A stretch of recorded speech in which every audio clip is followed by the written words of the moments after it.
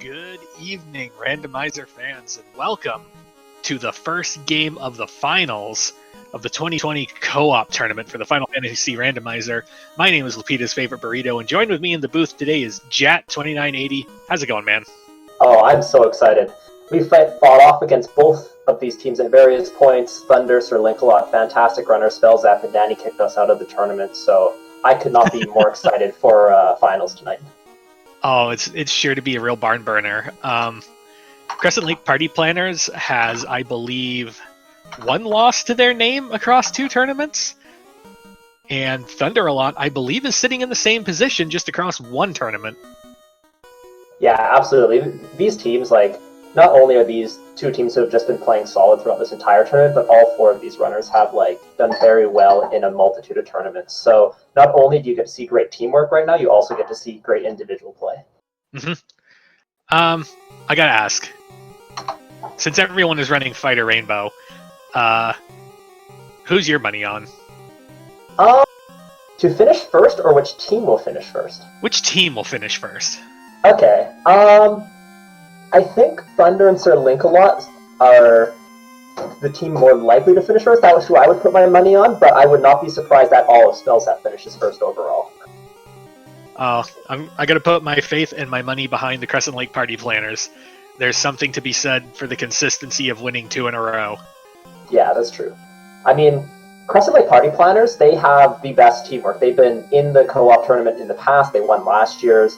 They work really, really well together. They really play off each other's strengths and weaknesses. Thunder and Sir Linkalot practice like crazy, Matt, but they also are just really strong individual runners. So we'll have to see, which of their strengths really show through here. Mm-hmm. I'm seeing a question already in chat regarding that everyone is running Fighter, Red Mage, White Mage, Black Mage. Was that a mutually agreed upon choice, or was that, what was that? I believe they all came to the choice independently because there's enough punishment at the scaling that we're working at that you just need a white mage, and red mage is suggested if only because you get additional maybe white magic out of it. And starting off, we've got heal 3 at level 1 that is red learnable. That's going to help a lot with some of the disastrous stuff that they're probably going to be running into today. Yeah, not only that, we also have Lit 3 and Fast, and critically fast is Red Mage learnable. So this Red Mage is already looking fantastic. This Red Mage is really looking for a couple key spells, either Fast or Temper, so if they need to get offense up quickly. Also, Invis 2, a Life Magic, or even Ruse or regular Invis are all critical spells to be looking for this Red Mage. We ran Fighter White Mage, Black Mage throughout basically the entire thing, but once you hit round 3 and definitely in round 4, the extra defense is actually critical as we are at 330% clamped bosses. This is not an easy time to get through this late game. No, it reaches a point where there's such a high degree of probability that someone is going to get blown up by a fiend and Topher that you just need guaranteed access to the life spell. And speaking of access to things, Rod in the Canaria item shop for under 5k, and we found 5k in free dragons right outside. Not only that, I want to really put emphasis on those cheap available tents. There's been a number of races where there's no save items in Canaria, and that can be huge because we have entrance for Shuffle on with deep towns. And those deep towns can be very elusive, which means if you don't have a save item, you could go a very far away, out of the inner sea even, not be able to save, and then when you wipe, you're all the ways back. So having early save items, critical. And it's no longer a case of you just stick your head in a location and, oh, it's a dungeon or, oh, it's a town. No. That town might be 3 floors deep in whatever location you just arrived at, so you got to check it out because it could be Provoca, and it might have necessary magic for you. Yeah. Another pretty big item there was that it's not so much a big pickup at the moment, but the fact is that pro rings are +4, and that's actually really important. Having mages being able to survive something like a carry punch is absolutely critical once you get up to an extra stack of Invis 2. So pro ring +4 is a pretty big benefit, as those are what they're going to be equipping in the late game. Pro ring +4 is basically plus 50% absorb to a pro ring, which is already the best absorb in the game. So that's really big. Yeah, so definitely lots more to figure out, but so far this is looking like a fairly friendly seed for all of our runners. Once again, all the parties are identical, and, well, I like the open parties. I always love to see identical party comps because then it really doesn't come down to, oh, did someone bring a thief and there's a katana +5 and no other swords? At this thing, everyone is on a completely even playing field. Mm-hmm. So we have a quick question in chat. Do you want to take this one, Lord Fizzleby? We have Mysterith asking, quick question, how is this co-op thing? Sure. What am co-op? How does work? Basically, we have a script that basically 2 players running a script join them together as a team. When one player finds a key item or lights an orb or something like that, something pivotal to the key item of the game, that item is then shared with the other person, like that rod in the Canaria item shop.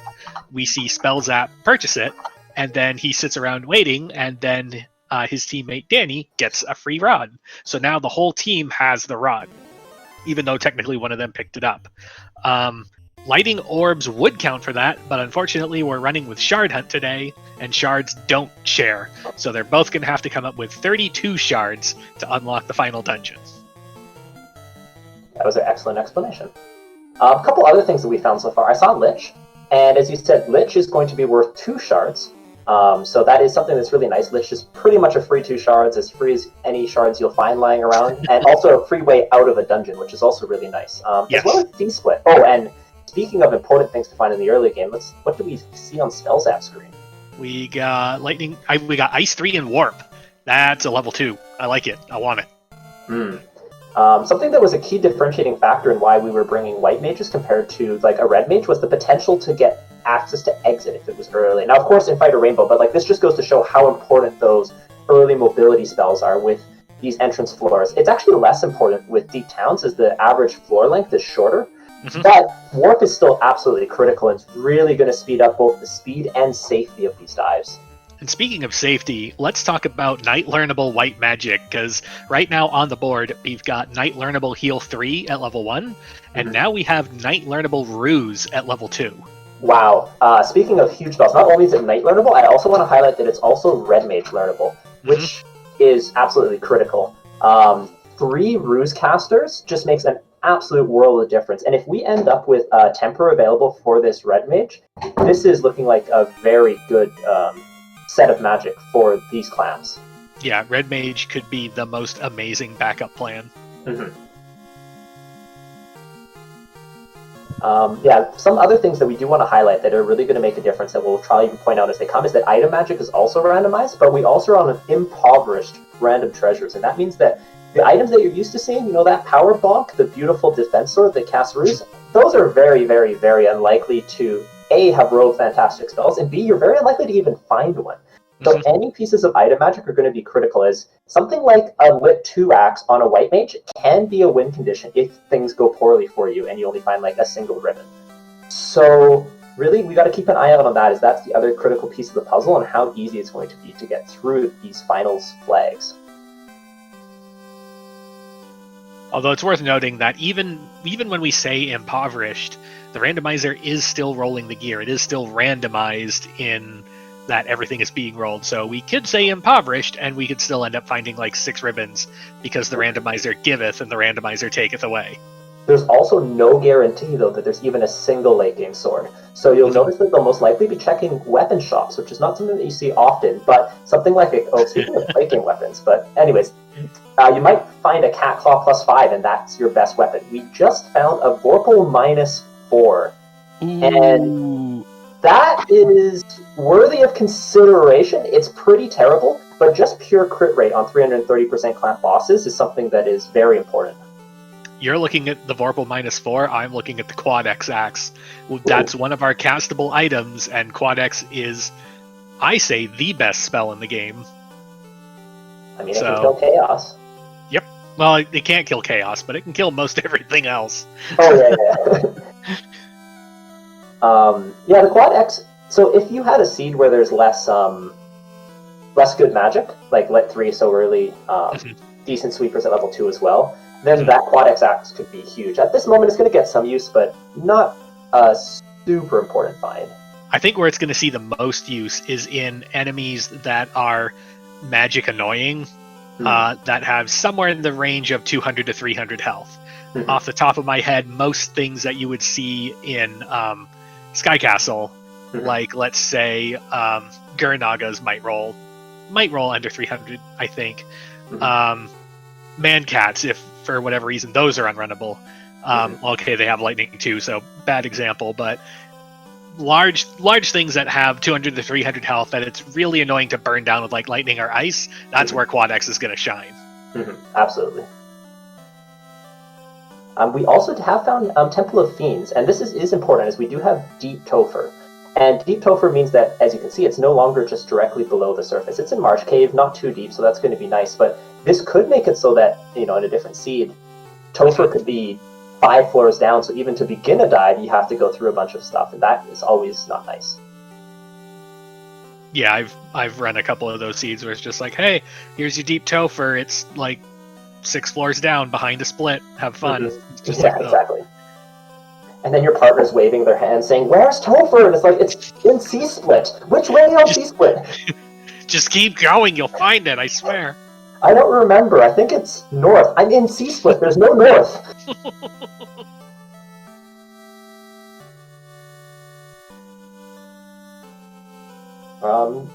Danny getting some Gershark, so that looks like they have a little bit of HP, but is going to get a little deeper, and there's that Lich, as we saw before.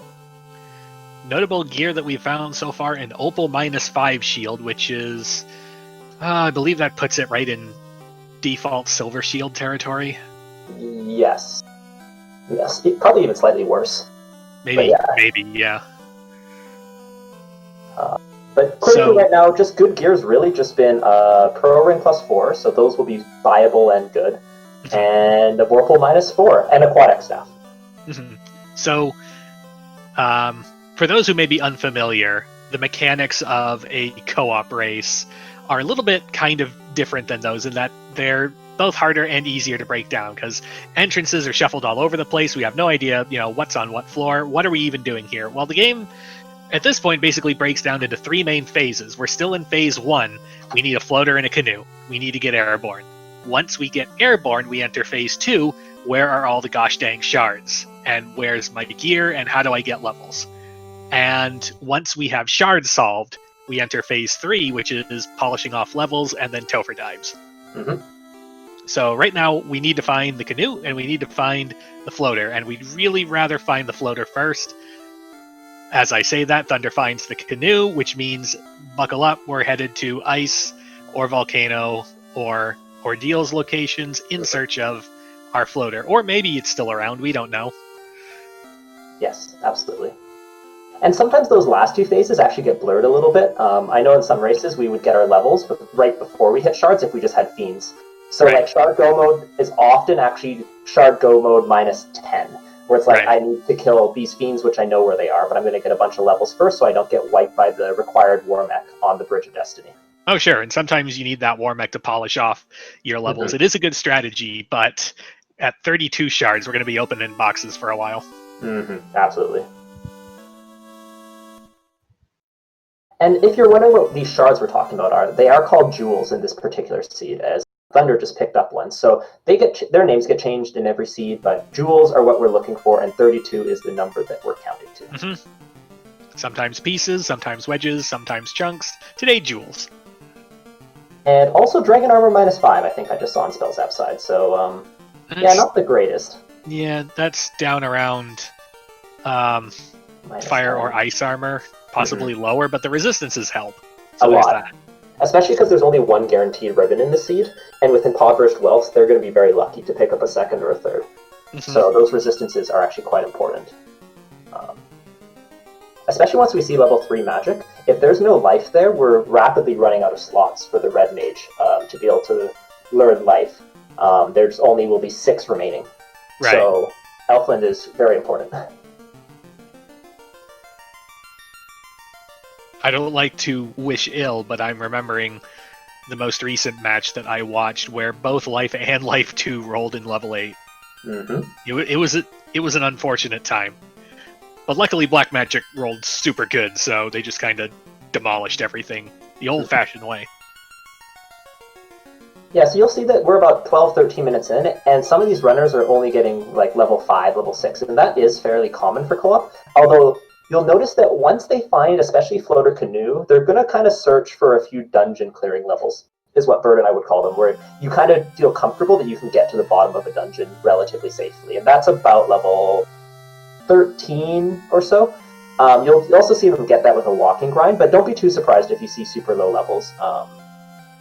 Spells that go up to level 8, not bad. It largely depends on what's available. Like, say for example, I had access to Nuke and access to like Sky Floors. You can bet that I would take every encounter on those Sky Floors, regardless of what it was, just to get a very, very quick, easy level like 15, and I'd get there in a hurry. What we currently have, we've got Lightning 3, we've got Ice 3. Those are, of the X3 spells, those are the two I'd prefer to have. So I'd expect to see a lot of random encounters taken as we go. If we get some sea floors, if we get some sky floors, and the levels should just come in naturally rather than hunting down a tile.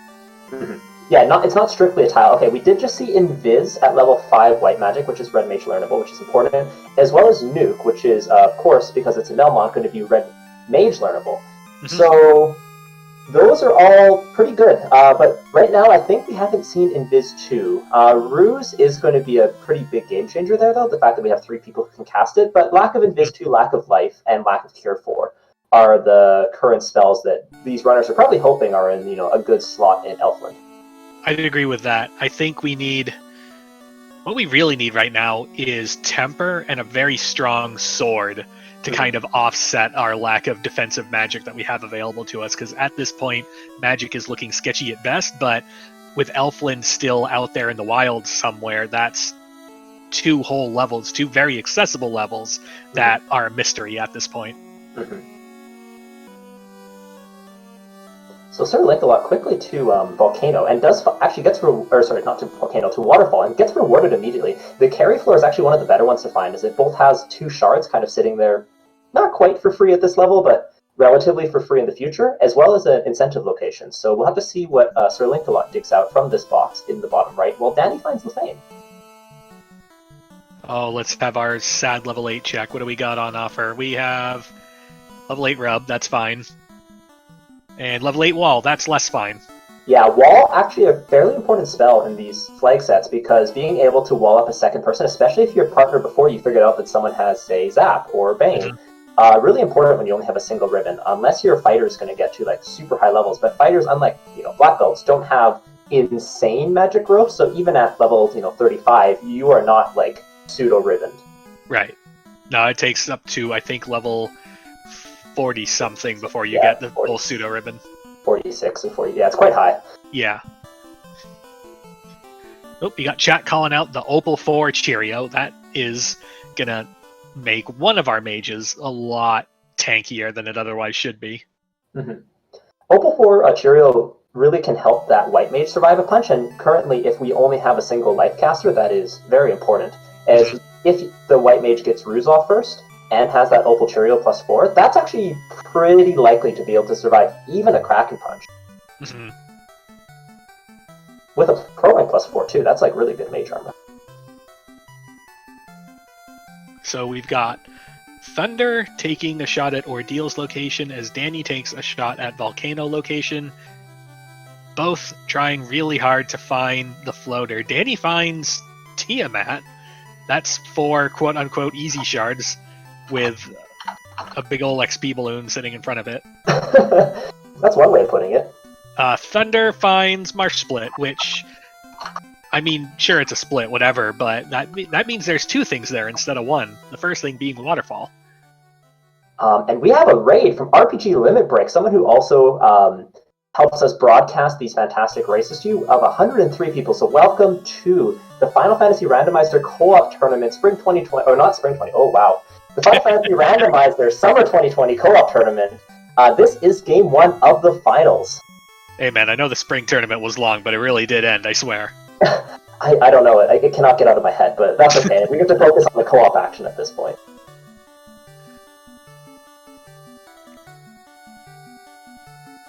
So we'll see. Have we found the waterfall endpoint? These, I always get lost in ProcGen Waterfall. I can't see pictures in my head, so it's a real nightmare. So the trick that was taught to me is that you always go up left, and then eventually you backtrack and find whatever way was the correct way to go. I mean, sure, that makes sense. So Caleb was giving me some advice on how to do waterfall, but that, I never know whether to fully trust it or not, and therefore, yes, we did have a vanilla ruby, actually, just in front of Rodlock. Oh, I didn't see the number in front of that earlier. The Quad X5 axe is actually a weirdly good item. Basically anywhere except Topher. At Topher, its power is not quite where we want it to be, but anywhere besides that, that'll do work. We also have a defense sword +3. Of course, in this case, it's not actually the defense sword. I forgot what item magic it was, but I just saw it in someone's inventory. And that's not a terrible sword either. It's really lacking in crit rate, which is the big issue with it. But it does do decent damage, so we'll be pretty good against a number of things. Of course, it's promotion locked for now, so that's why you won't see our runners equipping it.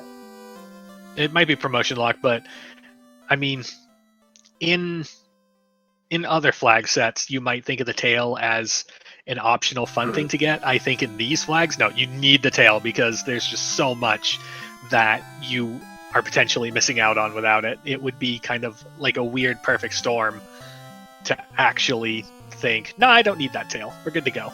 Yeah, it's not quite so bad as we don't have a thief, and if magic rolled like perfectly, sure, but yeah, it's not realistically going to happen. Especially because we have a fighter who can learn heal 3. Like, heal 3 by itself on the fighter is probably worthwhile promoting, never mind everything else. Yep.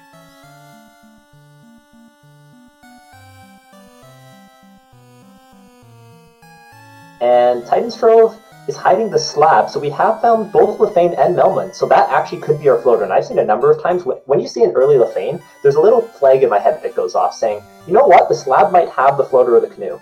And in this case, that flag is definitely going off. Ooh, Thunder gets through to the robot and gets the crown.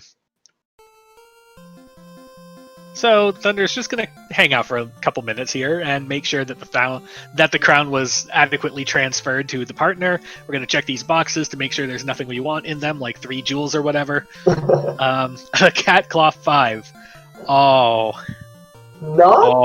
It's going to be one of those days. Not terrible. Cat claw 5. You can buy it for everyone, so like all your, those backup strats we were talking about, where you might have one good sword, but you have 3 ruse casters? Yeah.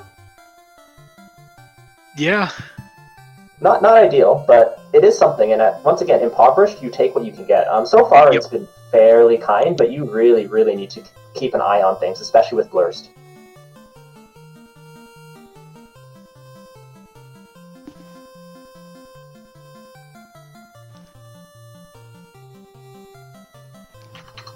Oops, Spell Zap finds my favorite tile. This is a Tyra tile. He's our best friend, in that we hit him a lot to get experience. Gloomtree asking in chat, can the White Wizard use the Cat Claw? No, the White Wizard can't use the Cat Claw, but the Black Wizard and the Red Wizard both can. And the Red Wizard is particularly the one that I'm referencing as like a possible backup strat with a Cat Claw +5. In any given situation where you're relying on melee, the White Wizard is probably going to be focused on healing anyway, so them not having a weapon is probably fine. If they're your only ruse caster, which is definitely not the case in this seed, but if they're your only ruse caster and you have a Masa, you'll see White Samurai strats come out. That's what Spellstap used actually very, very successfully against us in the semifinal game. Oh, okay, that's a really important item we just found, Thunderside. It was the incentive ribbon, so it's not loose in the wild, but we have found the ribbon. Correction, that was not incentive, that was in the middle chest. And C's not even incentivized in these flag sets. So we do have a loose ribbon in the wild. Yep. So that means we have at least 2 ribbons in the seed, and that is huge, because that means both primary damage dealer and your life caster will both have ribbons. And it's a ribbo -5, which doesn't really matter because a ribbon by default is only 1 absorb anyway, so now it's worth 0, oh well. But that's not why we're packing a ribbon anyway. It just helps when it happens to be basically an iron helmet too. Bert, my partner, was fond of saying the ribbon is the best item in the game no matter what it rolls. At least the first two. The first one is like by far the best item in the game, and the second one is probably like top 3, top 4 still. Mm-hmm.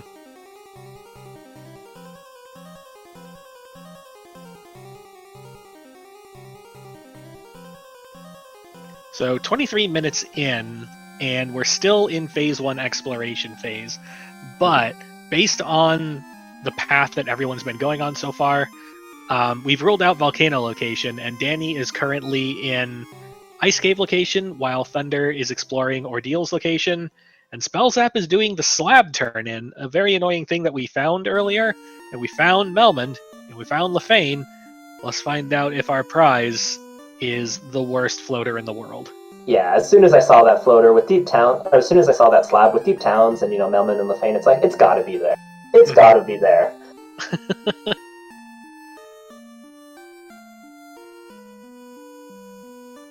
Mummies with cremate, always a joy. It's always nice when mummies have something because they're basically everywhere. Mm-hmm. And show up in packs of like 6. Yep. As high as, I don't know if mummies go above 7 in any pack, but yeah. No, not standard mummies. I think 6 is as high as they go. Yeah. So far, though, our runners finding some jewels, but not all of them for sure.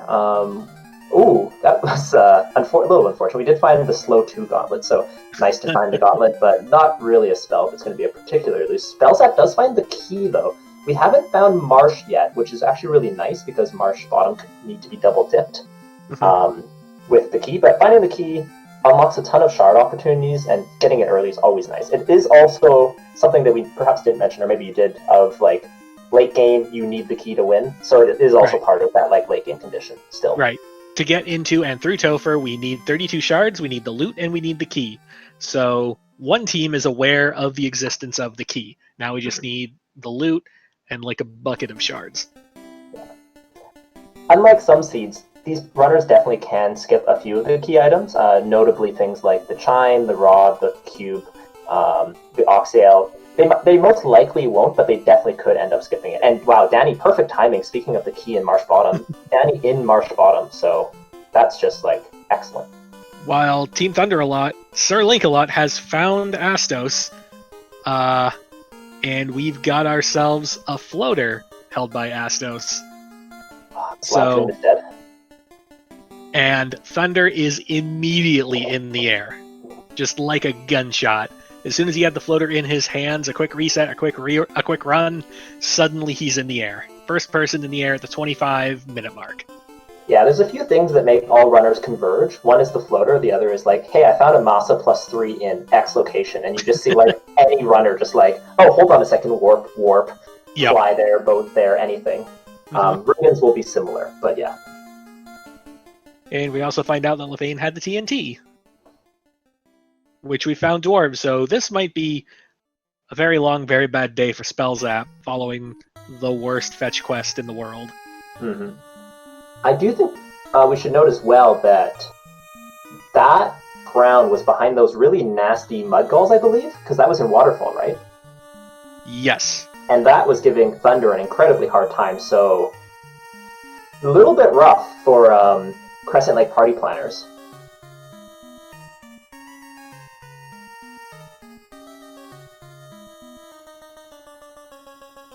So so now that we're in the air, if you were handed the airship and you've had the canoe for a while, so you've checked some canoe locations, you suddenly get the airship. What's your first destination? So in our seeds, Bert would go check west side of like Titan's Trove West and Sarda, because otherwise you forget them every single time. And then otherwise you go check, we would check the Cardia Isles because they're nice and close and quick, and then follow up with Gaia, Lefane, and the Chime location. So that's kind of what we would normally do. But yeah, things that are close and quick and generally in the right direction, and making sure that you can send people to do a bunch of close by locations. So sending one person to do Titan's Trove West and Sarda while another person does the Cardia Isles is nice, because then you don't have the people flying over top of each other. People can take the areas, clear it out, know what's there, and then tell their partner exactly what to get.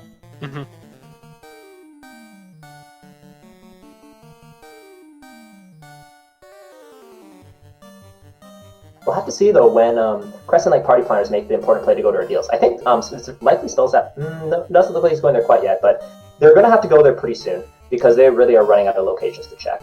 They are. I know we found Dwarf Cave, and I know Spellzap is currently on the turn-in slab, which we know will turn into the TNT. We know where Dwarfs is, but we don't know what the TNT turns into. We just know that that is the wrong trail to look for the Flounder. So hopefully, while Spellzap is doing that, Danny will end up clearing out Volcano and Ice locations, and then process of elimination, we gotta go do Ordeals. Mm-hmm.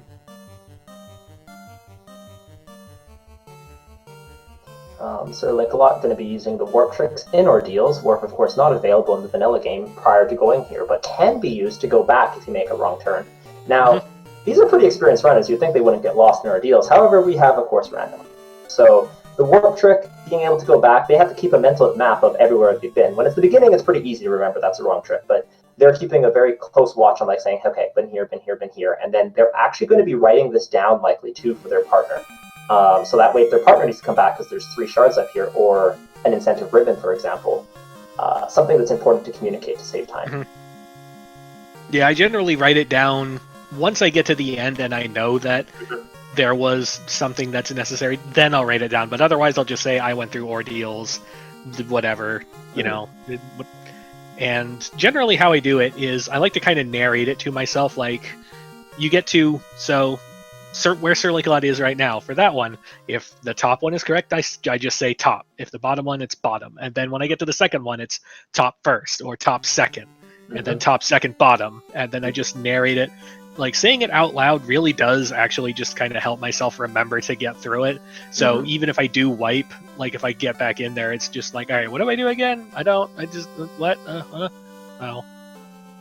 Yeah, I do the exact same thing, and I also say things like, okay, all centers plus far left. Like, I'll be, like, saying those mantras out to my head while I'm, so I can remember what rooms I've visited as well, because, like, it's really easy to get, like, you know, have I been to this long hallway or that long hallway? It's pretty tricky, so those little tricks make a big difference.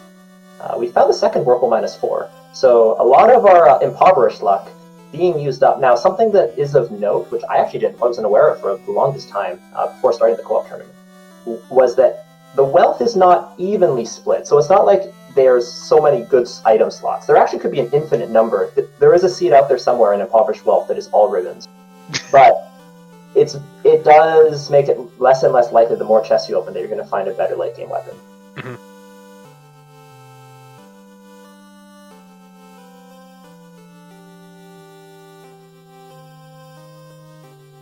Question in chat. The shorthand note-taking must be really efficient as fast as they're going.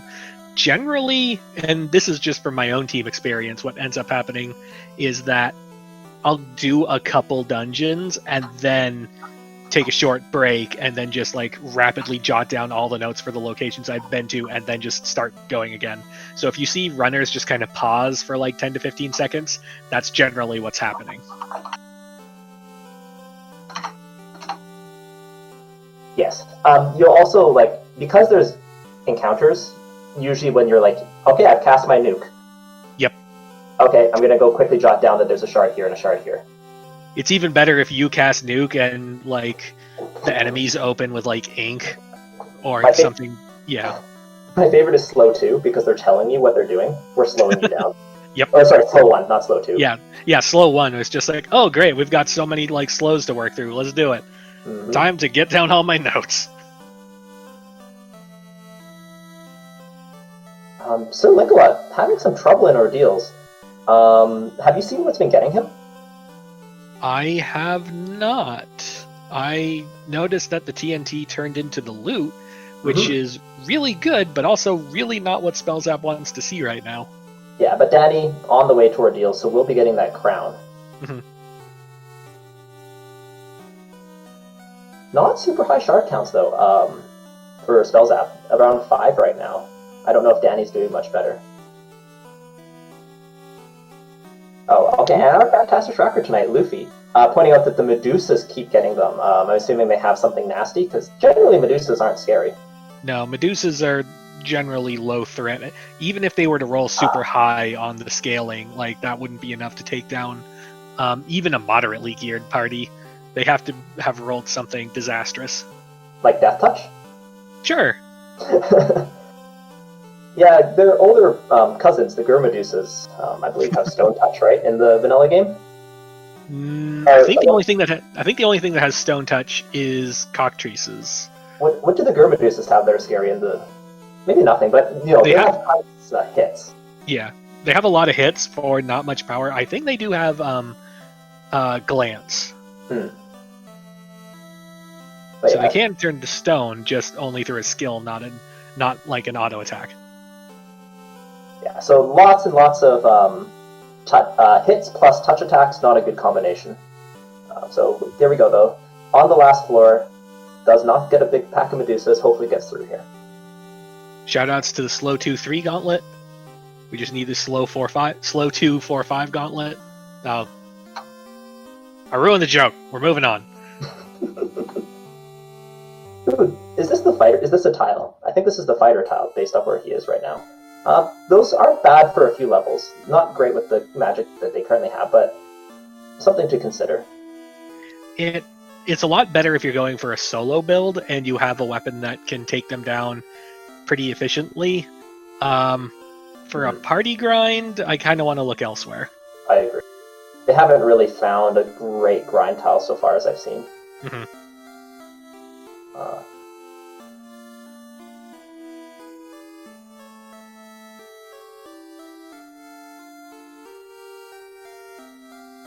Yeah, so at this point it's looking like it's going to be about maybe over 10 minutes, over 10 minutes for sure, of Thunderalot getting in the air first. And I do want to highlight that that's not as big of an advantage as it might appear to be, because you need shards, and shards mean you need to clear dungeons, and clearing dungeons doesn't matter whether you do them early or late as long as you're not wiping. So not having the early floater isn't as big of a deal as it might be in some other seeds, but it still is an advantage, as every single time you have to either encounter Manip the Sea or just take an encounter slows you down. Everything you have to do is slower without the floater. So there's definitely an advantage, but it's not like they can go win the game advantage. It's more like they get to move faster, go to places quicker, but not necessarily get to their end game faster. Right. The only context we really have is shard counts. Like, if not being in the air causes the Crescent Lake party planners to take a harder look at these early available dungeons and they get a higher shard count because of it, that can be its own advantage. But Thunderalot is going to just get to any of these places faster without having to worry about random encounters, so that's the big obvious advantage, but sometimes more thorough deep dives are good on their own. We actually had a seed where that exact thing happened. It just so happened that all the shards were in the early dungeons, and we skipped them all because we were in the air so fast, and our opponents actually came out of the early game with a huge shard lead, even though we had a massive exploration lead, because we actually had to go back and double dip those dungeons. So just important to note in Shard Hunt compared to something where it's just like kill all the fiends. So getting a look at Danny's screen, Danny has 5 shards. Spell Zap has 8. Oh, thank you to our tracker Luffy. Danny at 5, Spell Zap at 8, Thunderclad at 7, and Linkalot at 4. So roughly even in shard counts at the moment. But they still, according to the tracker, Crescent Lake party planners still don't have the crown. Spell Zap is in the right location in Waterfall, so we'll be getting it hopefully shortly, but yeah, just tough. Spellsap will be getting it shortly, and I do not remember where Northwest Castle is. Yeah, I would need access to our current runner's note sheets in order to know that one. Oh, but these ghosts are tanky. Bad time. And have stun touch. Oh, this might work. Oh, time for a duel at the OK Corral. Spellzap gets there first. Lightning 3 the ghost. Time to take no extra tiles whatsoever.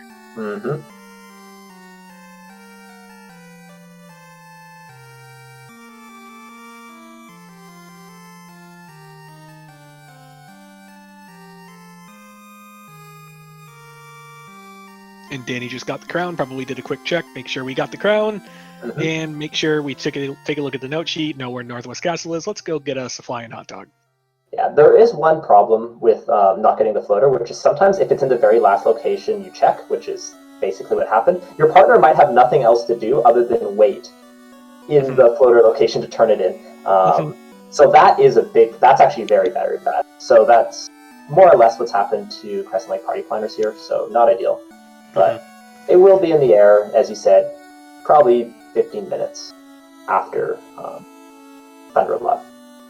Yeah. No, it's good. It's good to see a situation that you had earlier with Thunderalot, where your teammate is able to divert immediately into getting the airship. It's not so great when it's a case of your teammate is sitting there waiting to get the airship, because when they're sitting there waiting for the boat, there's a lot of other things they could be doing, but are still kind of less efficient than waiting for the faster transport.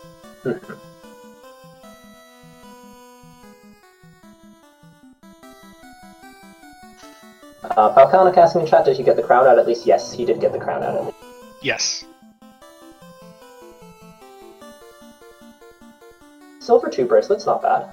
We haven't seen the gold bracelets yet, so silver 2s, I can't remember the exact math, but I think if it's around difference of 4 in terms of the burst ratings, they're roughly equivalent. So if the golds are -2, the silvers are +2, they're more or less the same.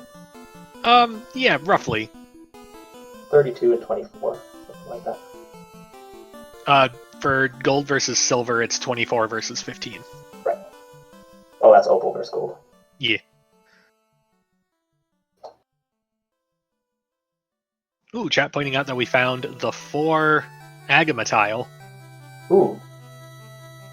It's not the greatest, but if we're running, say, for example, level 2 Ice 3, it's a tile I'd go for a little bit. And we are at 100 to 220 clamped enemies, so they do have some HP for sure. They also have hits. That was 3 hit Agamas. Maybe without armor, maybe pass for now. You can get levels later.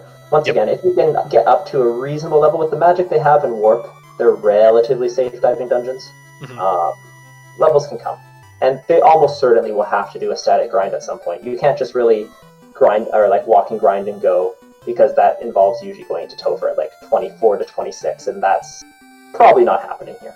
No, that's ambitious, I think, for this flag set. We have like Nuke, Temper, Cure 4, and Life, all level 3-4, with all of like everything being Knight learnable and Red Wizard learnable. We'll see, but very, very unlikely.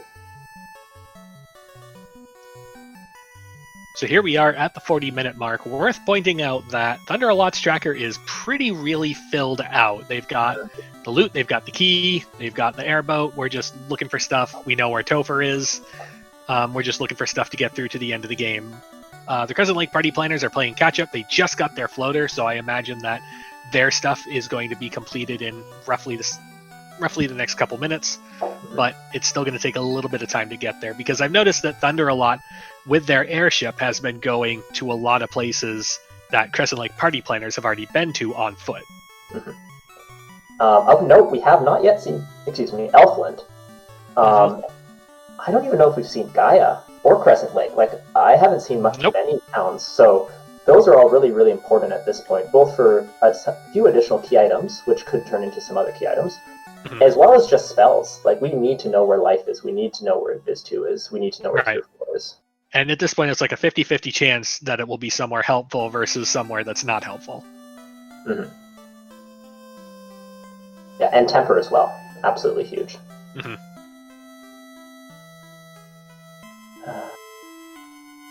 We all miss the good old power bonk, which casts Saber.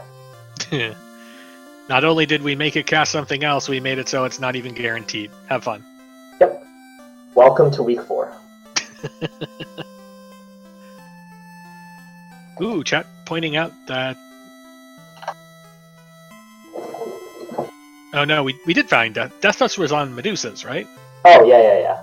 Yeah, okay.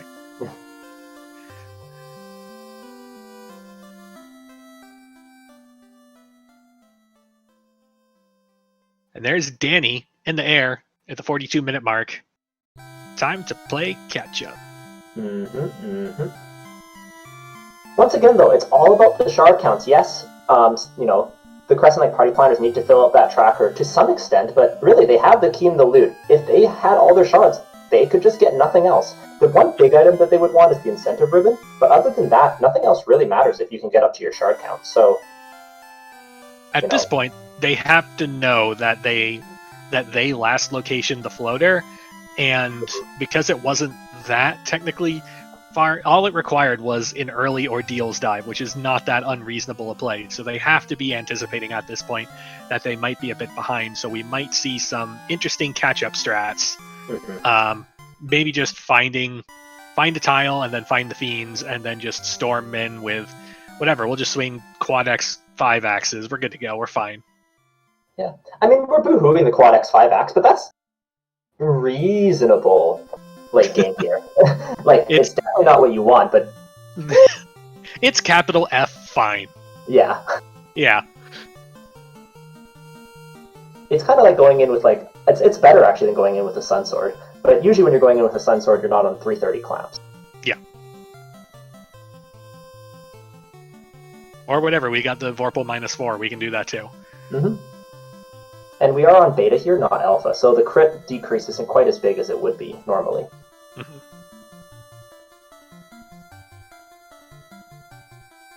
Yeah, and as Dark Ark pointing out in chat, Red Wizard Cat Claw strats are also still a thing. That will hit less hard than the Light Axe, though, still.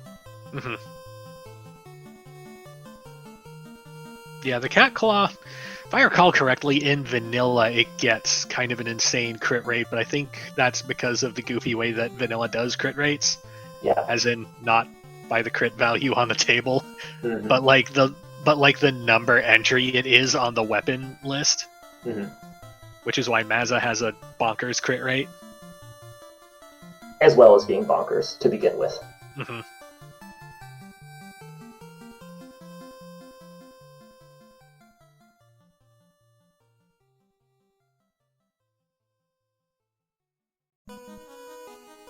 Yeah, so there's still not too much more to add in terms of what we're looking for these runners to kind of what to look out for as a viewer at the moment. The big things are going to be the towns, as well as keeping track of shard counts. Those are really what I would keep my eyes peeled for. We haven't also trying to find Kraken, as Kraken is just 4 shards just waiting to be bracked. Haven't found Brack yet either, but Kraken is even nicer than Tiamat, as he doesn't even have a big robot friend of EXP sitting in front of him, so you can kill Kraken at a much lower level. And we've got a gold 1 bracelet. Ooh, that's pretty nice. I was saying, 4 or 5 differences felt the same, but if it's 1 plus 2, 1 plus 1, that gold bracelet makes a big difference. Yep. So Mage Armor looking very strong with both the Opal rolling positive and the gold rolling positive. Thunderalot finds Bahamut, and I believe they have the tail. Yes, they have the tail. So Thunderalot first to promotion at the 46-minute mark. This is a great time to promote because we haven't really... level 14, basically perfect when you're not running a black belt, is that's going to give you the maximum amount of time to get all your charges. Now, of course, it's not that big of a deal because they're going more than high enough anyways to get all their charges, but always nice. The other thing that is often discounted but should be considered is the fact that if this unlocks earlier life magic, if they lose a character in a dungeon, this could mean the difference between a successful early dive, a successful dive or not, through one of even these mid-game dungeons. So promoting early, always nice.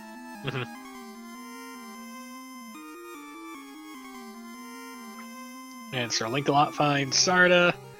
What's our old man got for us today? It's the incentive ribbon. So that's 2. And how deep was that? That is actually something that's important because the deeper it is, the more annoying it is for your partner to go pick up. But they will have to pretty much pick it up. That's really nice. 2 floors deep. Yeah. Danny finding promotion super fast too. So just in terms of where they decide to route first, works out pretty well. All we need now is a suitable tile on which to grind. For lack of better options, I'm still looking at Agama, but I don't remember how deep that was. Yeah. Yeah, so far we found basically nothing else. Fighters as a solo grind. I haven't even seen anything else to even note down. So, and Tracker pointing out, Crescent Lake Party Planner is still up in terms of shard count.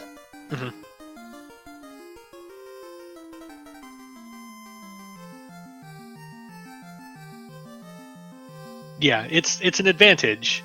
It's not a huge advantage, but it's a notable advantage. It's more notable in that it just goes to show that getting in the air that late doesn't necessarily mean they're strictly behind. Right. It's not so much me saying that they're in the lead by any stretch. It's just more of an acknowledgement that it's not like they're 15 minutes behind their opponents like it might have been in like a spring tournament. Question in chat, who has boss location knowledge? I believe both of them know where Lich is. And I believe both know where Carrie and Tiamat are. I do not know if either have found Kraken. That is also where I believe. I don't know if Crescent Lake Party Planners have found Carrie yet either. But yes, they have. They did? Okay. Yeah, one of them, I believe, has found the Opal Bracelet, and it was the Red D chest that had it. Okay. And chat also correctly pointing out that Danny took down the birthday boy himself, Lich won. We didn't give him birthday cake, but we did it the old-fashioned way, a strong breeze. Even with 330 clamps, Lich won, who cares? And that's actually a negative for her shard count, believe it or not. Taking down those fiends, it's good. It's absolutely a time save, but it actually does overinflate the shard counts a little bit more compared to runners who are just waiting for it later, because killing Lich in the late game is super fast. And we did find Elfland as well. I did not see what was in level 3 magic, but... Also missed level 3, but at level 4 we got our red learnable exit.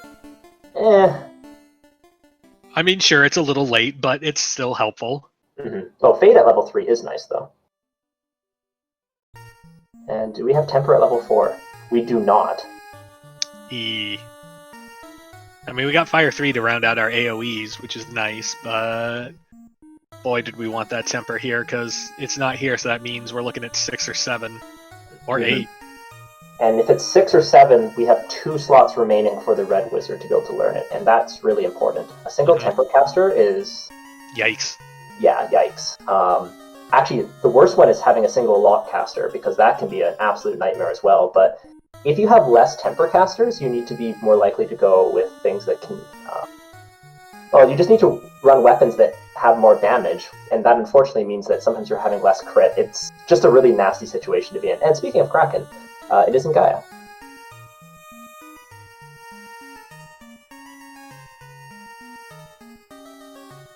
Oh, to Kraken or not to Kraken right now? Without the Bracken, I'm looking at our options, and I'm thinking, risky proposition. Yeah, you'd be in, like, you'd have to go defensive, so you'd be doing, like, ruse casts, but we're not really swinging a great sword. It's like top or second, it's like the second floor in Gaia, so that's just a solid note down, come back later.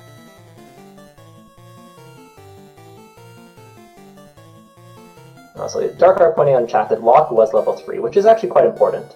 Lots of Lock casts, very important against 330 clamps. Right. It's most notable, I think, against the ones that seem to roll towards evade cap more often. Chaos Tia 2 and Kraken 2 are the 3 that I kind of live in fear of them rolling up near evade cap. Yep. Kraken is like the gatekeeper in 40% of seeds or 50% of seeds. And if they're high evasion, that's an absolute nightmare. Oh, hey, we found Crescent Lake, and we found level 6 Life 2 red learnable, Invis 2 not red learnable, and Temper not red learnable. No, wait, that is red learnable. It is. Plot. So Red Wizard's just coming through huge here. Wow, they just did everything. Whew, that was close. And we got Chime. Hey. Chime and Lefane. Can't complain too much about that. The confused old man's part-time bell choir comes through, gives us the key to Mirage Tower. I'm surprised they didn't throw like a little loop in at the end just to be cheeky, considering they're in Lefane. Yeah. Linkshot asking in chat, missed half of this, what are the nasties so far? So far, not too much nasties, other than just floater and ordeals after getting the canoe. And then the other big one is Death Touch Medusas, which caused some strife. The final tile at Waterfall as well wasn't so nice. But so far, runners, for the most part, cruising, and Magic actually looking very solid. A little short on cast, perhaps, because the temper's level 6, but really can't complain about anything else. Plenty of life charges, plenty of heal 3, lots of brews, fast, lock, all available. No Abyss 2 yet, though. Honestly, if we get the mages to like low to mid 30s, we should be fine on casts all around. Yeah. So Magic rolled pretty nice. Item Magic, Quad X, that's about it. So no real help there, but they don't need it nearly as badly in the sea. I mean, we did find that slow 2 gauntlet. It's the meme that might actually kind of work sometimes.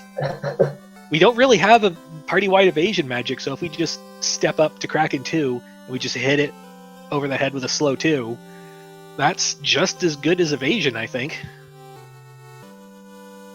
Just a lot harder to get to do anything, unfortunately. Yeah. Luffy pointing out in chats our shard count, so you can direct your attention there if you want to see how our runners are doing so far. But yeah, just Crescent Lake Party Planners continue to hold a little bit of a shard lead. And exploration is starting to even up, and critically, because Thunderalot were backtracking a little bit and also just didn't do Gaia and Lefane as early, they actually didn't really find the towns any earlier, so there's not a major advantage in terms of like having this magic spell from the beginning, which the opponents were lacking. Right. Just a little bit extra exploration and a few more key items found. That's really what it's the difference is right now in terms of Thunderalot's exploration.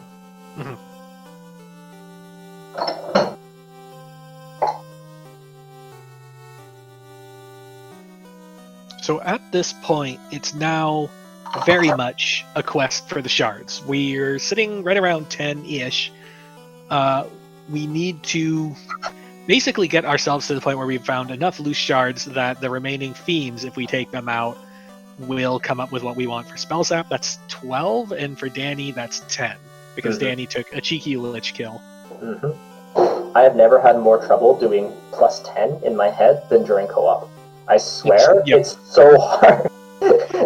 I think the real thing that messes you up is that there's 6 per row. So you look at the rows and you see 2 full rows and you're like, aha, I've got 10. No, wait, that's 12. No, wait, hang on. What if I just count them? So that's, okay, 6 times 2, but I need 10 more, which is a row and 2. Oh, God. Yeah, and your brain's all, and meanwhile your partner's asking, hey, what chest was that in again? I'm in Earth. Vanilla Earth? No, Earth 2. Yeah, exactly. So... You're sitting there trying to figure out how to count 6 things with 5 fingers, and then your partner's just like, where's the ribbon again? Yeah. And it all just goes wrong. Easier to play with your feet, so you can at least use your fingers to count. That's true. But yeah, so that's really where we are right now, is they're just doing shard math, constant shard math. Not only are you counting how many shards you currently have, you also are asking your partner, where are your easy shards? How many easy shards do you have? And like, me and my partner would be conveying that information back and forth, saying, okay, I had like 6 shards that are all easy to get. So then you have, okay, 12 fiends, 6 easy. I need to find X more loose shards in the wild. Meanwhile, also your partner's doing that math, and you're trying to figure out how many more you need to find for them. So that's really what's going through these runners' heads at the moment, while also keeping kind of a little ear to the ground for a potential grind tile as well, as that's something they haven't found yet. Good news, everyone. We found level 8 life. And Brack. Quad X and Brack. Brack's actually a little unfortunate. It really slows down your ability to take out Kraken 1 and Tia 1. It's not the end of the world, but annoying. We'll just have to do it the old-fashioned way. Load up on tempers and fast on a Vorpal weapon and just swing away. Probably be level 30 while we're doing it. Now, if you were in these runner shoes, would you be running the Vorpal through, or let's not say the whole Temple of Fiends Revisited, but like say carry onwards or Kraken onwards, would you be running that Vorpal -4, or would you be using the Light Axe or the... I would change to Vorpal at Kraken 2. Okay, yeah, that's pretty much where I am as well, with level 6 Temper, which is Red Wizard castable. That was really the question mark, I think. Question in chat. So this is the final, right? This is game 1 of the final. This is a best of 3 series. Yeah, we're actually right around the 1 hour mark, so why don't we give a quick recap of kind of what's happened. So these runners are currently the top 2 teams out of an initial tournament bracket of 15. This is the spring 2020 co-op tournament, they are running a type of flag set where they basically share key items only between the two runners, but both runners need to win and both runners need to get 32 shards. The beginning of the seed started out a little bit slow, with the canoe being found relatively early, but the floater was very evasive.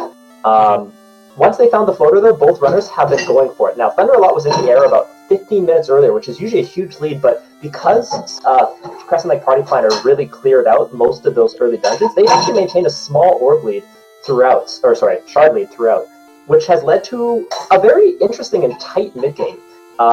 Really what they're looking for now is, as we've mentioned a bunch of times, just a few more shards, a grind, as they've really found everything else. So yeah, that's where we are right now, and hopefully you tune in and enjoy. So right around now is going to be the time. Oh, is that Vorpal? Is that our third Vorpal -4? No, that's our second Vorpal -4. Never mind. Right around now is the time where we really, really want to find a grind tile. Mm-hmm. And I'm still looking back on all the ones that we've seen so far. Chat's pointing to the double fighter one. I'm still kind of looking at the 4 Agama one. I would agree. The 4 Agama one is the better choice for a party-wide grind, which is very much what you want to do. In one of these tournament flag sets, there was a really nasty Topher, and having your mages be low level, not great if they get nuked down. So you really do want 4 relatively high-level party members, especially when you don't have like a fighter or a black belt who can just one-shot everything because they have an amazing weapon. It really needs you to have all your party members, like, your white mage above 400 HP, your red mage above 400 HP, lots of charges of temper, things like I think a case could be made that if you take a knight to 50, even a Vorpal -4 will probably get there, but it's still risky. Mm-hmm. Especially without, like, Cure 4 in particular, or, like, a defense sword. Right. Have we seen... We've seen Cure 4 somewhere, haven't we? We must have. We've seen everything. I assume it's level 7 in Gaia, because that's kind of the one shot I can't remember off the top of my head. Have we seen Onrak yet? Because it might be there. Oh! I don't know if we've seen Onrak. I don't believe we have. Onrak's still loose in the wild somewhere. Which is actually important, because that's an additional entrance as well with the Oxio. Mm-hmm. Comment in chat. A Vorpal -4, basically a dull stick. There has to be something better than that in a box somewhere. What if I told you there wasn't? What if I told you there was a Quad X plus 5 axe, which is somewhat better base power, and yet way worse crit? Even going with -4 versus +5, the axe crit is still way down there. Yeah, it's a dull stick with a huge crit rate. So it's like a dull stick along 95% of it, but, let's say more like 20... Okay, no Twitch math, but like 26% or something like that is sharp, and everything else is super, super dull. That's the Vorpal -4. Yeah. Danny doing what we call, burn my spells grind, which is like, I'm not going here to grind continuously, but I'm going to sit here until I use all my fade charges or all my nuke charges. And this is on that fighter tile, which basically goes to say it's good enough to get a few levels. Now, speaking of a good grind, the blue Ds could be good if they are low enough HP, but unlikely. With them clamped, it's unlikely we're going to get there, because I believe that was... call it 600 damage we've done so far. This is a lot of effort for not the greatest prize at the end. Yeah, no, this is not going to happen. Sometimes if you don't have clamped enemies, though, you do have to keep an eye out for, like, blue Ds, gas Ds, all those types of things, because sometimes they just roll, like, 20% or 50% HP, and then they're great. Chat pointing out that we have found a +4 Sun Sword. I think we have a new winner for endgame weapon. That is getting into respectable territory. It's not like booyah, but it's okay. I would call it lowercase good. Yeah, sure. So we had fine with a capital F, and now we have good with a lowercase g. Yeah, that's reasonable. Yeah. Let's put it this way: it's not to the point where I would be in go mode and still opening boxes to find a sword. Potentially. Honestly, at this point, I think if I thought I was behind the 8 ball, which last locationing floater, I would think I was 4 hours behind. Mm-hmm. I might just say, the heck with it. We're taking the Sun 4, we're going. Yeah, definitely.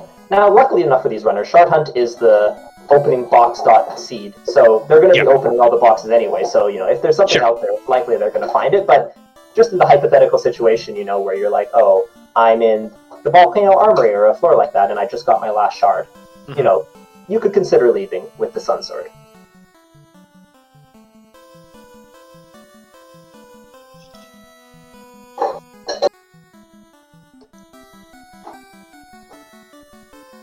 So Danny picking up.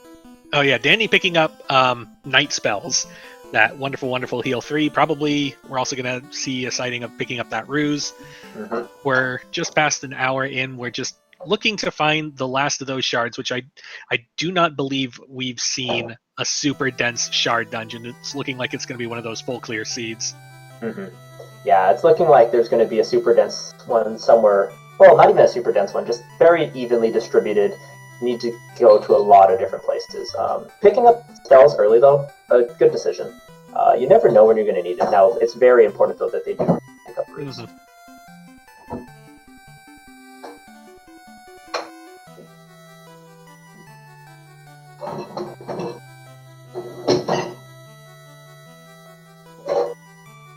Thunder coming back to the Rock Gall tile multiple times.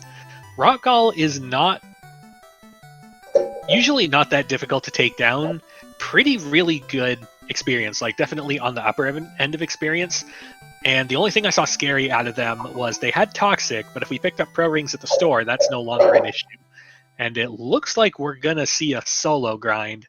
Yeah. Thunder is grinding down the hit points of his party on the lava tiles. We'll find out just who's going to make it through this grind once he stops and cures somebody. Thunder's one of the only players in this tournament who has consistently liked to do more of a solo grind. Linkalot will often do the full party grind, and I haven't really seen any other of the top runners doing this, but Thunder has had a lot of success with it. So I think this is consistent with his normal playstyle. Another note about these rock dolls is they're one floor down. That's really important when you have to take this tile 20 times, 30 times. Yes. There's two competing schools of thought, really, into party grind versus solo grind. If you're doing a party grind, you're relying heavily on support magic. You need all the extra charges. You need your mages to survive bad casts, dangerous casts. It looks like he's going for actually a two-person grind. We're gonna have the knight and the white wizard, so we can get maximum life charges and still get decent attack power on the knight. The knight has fade, which is going to make it even better to take down these rock galls. I usually, if I'm going down on party members, I prefer to go for a solo grind, but two-person grind makes sense as well. If you go for a solo grind, it's because you're wanting to put literally all of your eggs in one basket. You just want a big walking death machine that is so strong that it doesn't matter what it runs into, you're done with it in like 2 rounds. Whereas the party-wide grind is set up for battles that will be the long haul. And usually the answer to which is right is how Topher rolls. And spells as well.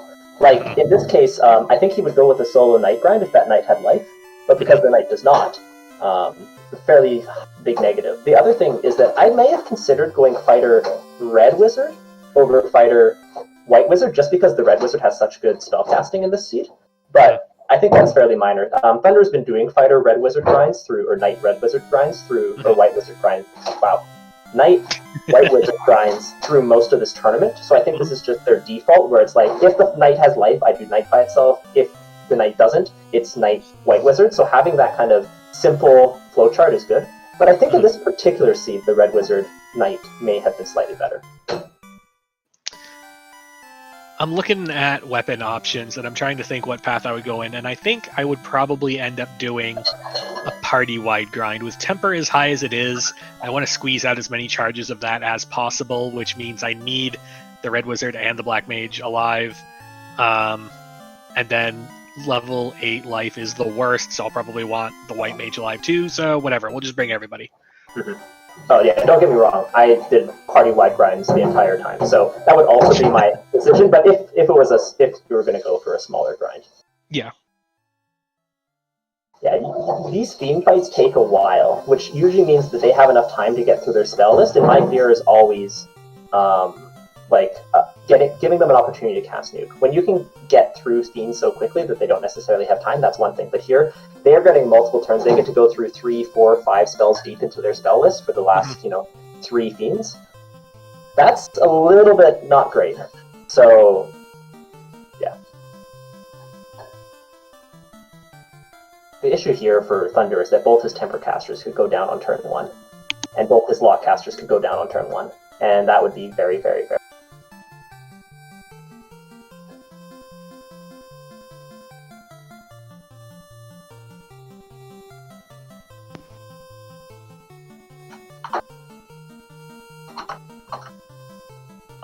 So what locations have we not really explored yet? Because I feel like the last few locations might actually be where we find a giant pile of shards. Have we been to Onrak Waterfall yet? Yep. I think the runners have actually been everywhere. I just don't think they've retreaded their partner's steps yet at this point. An hour and minutes in, I think that's pretty much where we are. And you'll confirm this basically once you start to see runners only opening specific chests. That makes sense. Ooh, shout out to our tracker Luffy, who says that we've spotted a Gershark Big Eye tile. At these clamps, that tile can be amazing, but it's often really, really slow. And that Mudgull tile is going to be significantly better. I don't know. I'm a real big fan of the Gershark Big Eye tile. If we can just get nukes and fades rolling, and if that's whatever, floor 1, floor 2 of wherever we're at, I kind of still really like it. Yeah, but then I was gonna say, but then again, I'm just like, I go for the bigger horsepower tiles, even if they're a little annoying to get to, because it just feels like I'm doing more faster. Yeah. Spells up choosing to take on these Frosties. They look like about a 2 to 3 spell cast Frosty grind. So not terrible. I do think the Mudgulls were a little bit faster, as they were closer to a 1 to 2 spellcast grind. Yeah. But this will do the trick. Yeah, they're pretty comparable. It's level 7 Onrak, Saber and Zap versus... Hey, there's our Cure 4. We found it. Cure 4 not red learnable, though, which is a bit of a bummer, but oh well. Spot 2. Oh, and I believe this was pretty much the last dungeon location we haven't checked. Crystal Turn-in, so... This basically confirms this Sun 4 is the weapon of choice for the late game, but Danny's getting a pretty healthy shard count there. Quick math, she needs to get 3 more shards, or 4 more shards from a partner. I believe so, yeah. She'll be pretty much good to go. Also, worth noting, the Crystal Turn-in was a jewel. It's kind of rare to see that. Yeah. We turned this shiny glass thing into a different shiny kind of glass thing. I mean, that seems more appropriate than what she normally gives you.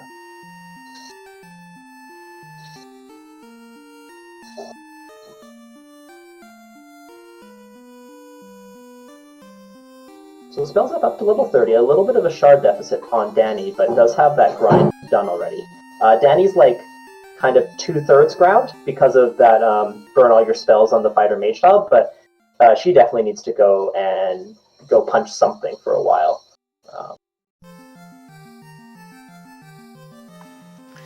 Our tracker Luffy with an updated shard count in chat. Danny at 20 and Spellzap at 17 versus Thunder at 13 and Sir Lancelot at 15. Thunder, I believe, was on the grind for the longest time, so Thunder is now playing catch-up mode.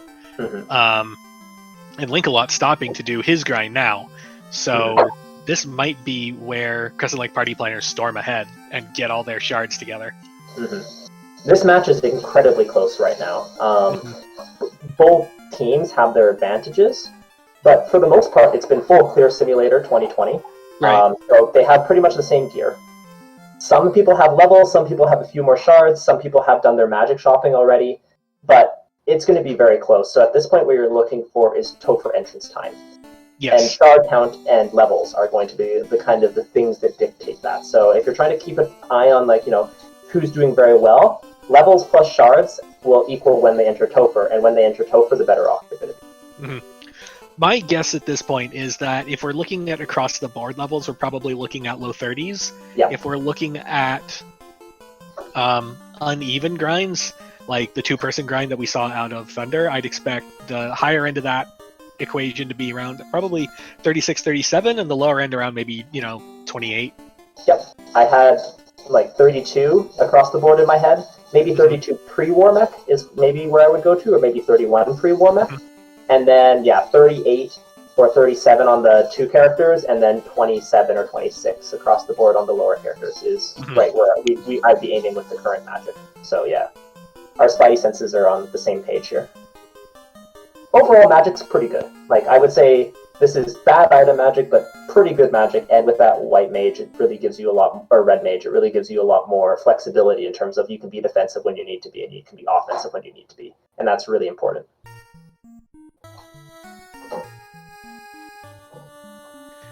Looking over at Spell Zap, I believe, is still grinding the Frosty tile. We lost the fighter. I can only assume that was a mistake. Yeah, he's lost the fighter a few times. I think the fighter just doesn't have any good armor on it. Possibly. Even with 665 health, if we have garbage armor, then, we have garbage armor.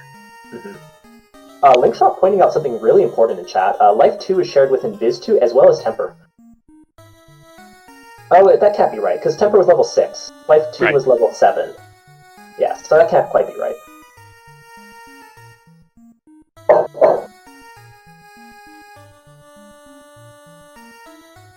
I have had seats, though, where Life is sharing a critical spell slot, and in that case, picking up both casts of Life is actually quite important, so that way you can save, if Life is level 8 and Life 2 is level 7, well, save the one that doesn't share a spell slot with Invis 2.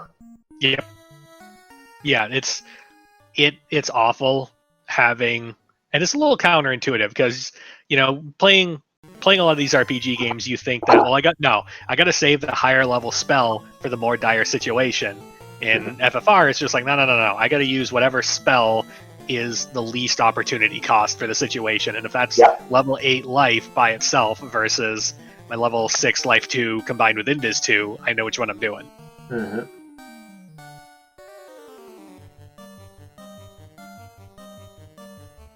Oh yeah, no wait, that is right. It is Life 2, Invis 2, and Temporal at level 6. Yeah, so level 6, completely overloaded. Especially for the Red Wizard, who has the least spell slots. Although we'll get up to a decent number if you do a party-wide grind. That's another issue that there might have with that Red Wizard only being level 26 or whatever. Yep. That's not a lot of charges. Yeah, I have a little bit of fear for Thunder, though Thunder, once again, has done this consistently and done very, very well with it, but I would be terrified of a turn 1 nuke, or even a nuclear, just outside of nuclear range. So a turn 1 nuke, just taking out your black mage and then your red wizard getting 1 turn and then getting nuked down, kind of very, very, very scary. Yep. So Thunder is going to give us our first look at the incredible hug machine that is Kraken 1. Only outmatched by his incredible hug machine 2.0. Yeah. Too. Hug Machine 2, hug harder with a vengeance. Whereas I got a quick look at Danny's shard count, and assuming they haven't lit any other orbs so far, which I believe is correct, Danny is in shard no mode in that she knows she has to go kill Carrie and Kraken and Tiamat, and then she'll be in shard go mode. Because we're 10 away, so that's 4 and 4 and 2, so yeah. Mm-hmm.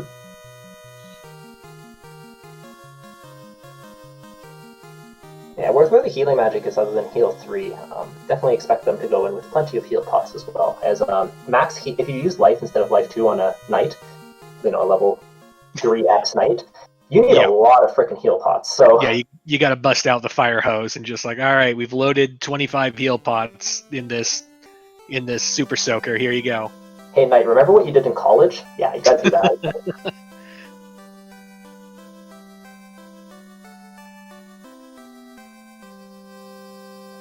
But yeah, you can actually see the signs of when they hit shard go mode, because they'll usually do their shopping, their last minute armor shopping, and then go kill the shards.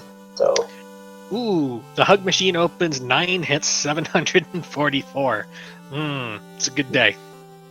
Yeah, making Brock a little unfortunate, but should be totally fine here. May adjust with a ruse. Or just I think all the ruseable characters were positioned behind the ablative meat shield. Test swing, 5 hits for 168. That's not great. Kraken returns fire for 282. That's worse. Yeah, I was looking at the fighter armor on Linkalot's screen, and they were wearing chain minus something, and then they picked up a dragon -5, and were like, wow, that's a major improvement. And I haven't seen anything better. The shields are a flame shield, which is pretty good, and that's about it. So armor not good for this knight. Ruse going to be very important. Even with a couple casts of Invis 2 and Ruse, I know they're not evade capped, but they're most of the way there. Even with Kraken only getting a couple hits through, it's still doing kind of massive damage to Thunder's party. 2 hits for 155. That's a lot of power in only 2 hits. Yep. But 6 hits for 452. Down goes Kraken 1. 4 easy shards for Thunder. Yeah, Danny disrespecting Kraken a little bit here, going speed and power strats.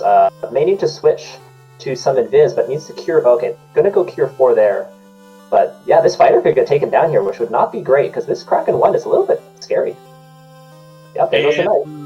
Ooh. We're gonna need to come up with a non-knight based plan. Anybody got Brack handy? We got nukes and fades. We're good to go. We have most of our mages still kind of with health. We're good to go. Hopefully. We're good. We're good. Dang it. And none of our nukes could roll over 200. We're good to go.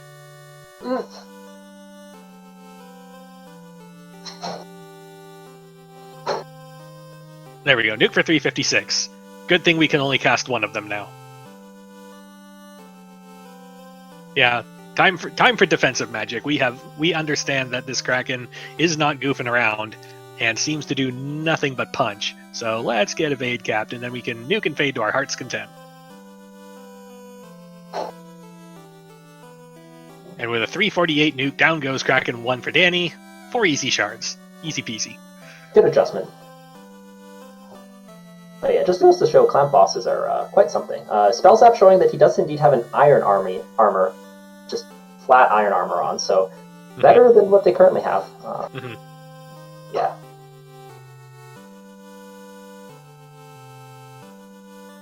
As Thunder is taking on Carry, I suspect that Thunder is in the last stretch to complete his shard count. Must have found a bunch while we weren't looking, because generally this only happens at the end. The other time it happens is when you're clearing kind of area by area to get shards, which also does happen. So, let's see. Yep, our tracker confirming Thundercloud at 27 shards after carry. But Spell Zap actually lagging a little bit behind at only 18. Now, his grind did take a while, but with Danny having found all the shards that are necessary, I suspect that Spell Zap is going to catch up in pretty quick order. At this point, I think... what level is Danny's party? I think that Thunderalot's going to be entering Topher just slightly ahead of Crescent Lake Party Planner, but it's going to be fairly close. Because I think Danny still needs to do a bit of a grind. Possibly. Danny might go in first, though, just to kind of test the waters and see what's going on.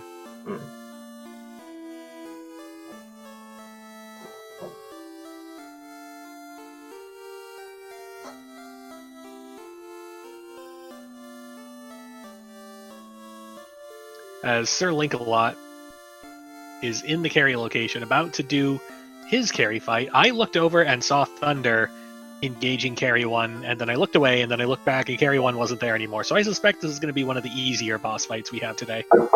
Carry 1, not a big particular threat. Base health of 600, I mean, could roll high, but if not, 2 nukes and a fade will take her out. Yeah, max is at around 2,000, so... Let's see what we got going on here. We're going to try swing, nuke, fade, and round it out with some nuke. Nuke number 1 goes off for 149, swing, 2 hits for 152, fade goes off for 180, last nuke of the turn, For 372, Carry is still there. Carry attempts to take down the White Mage, fails. We're going to try Swing, Nuke, Fade, Nuke. Carry does Ink. Ink does Ink things. Fade goes off. For 242, down goes Carry 1. That was an actually easy 2 shards for Sir Link-a-Lot. Yeah. You kind of know how hard a Fiend is just by the fact that when it's the second person doing it and they're doing Swing, Nuke, Fade, Nuke, you know they don't have a ton of HP because their partners told them, hey, this Fiend has 900 HP or so. Yep. And I spied Thunder on the Bridge of Destiny. We're going to get a look at our Robot Chicken best friend.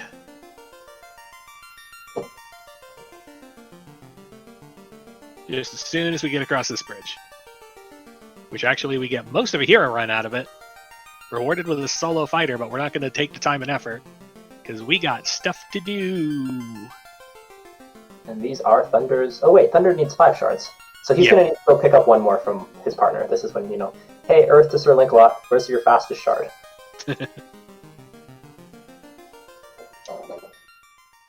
So we're gonna be nice and cautious. We're gonna throw out some ruses, some invis 2s.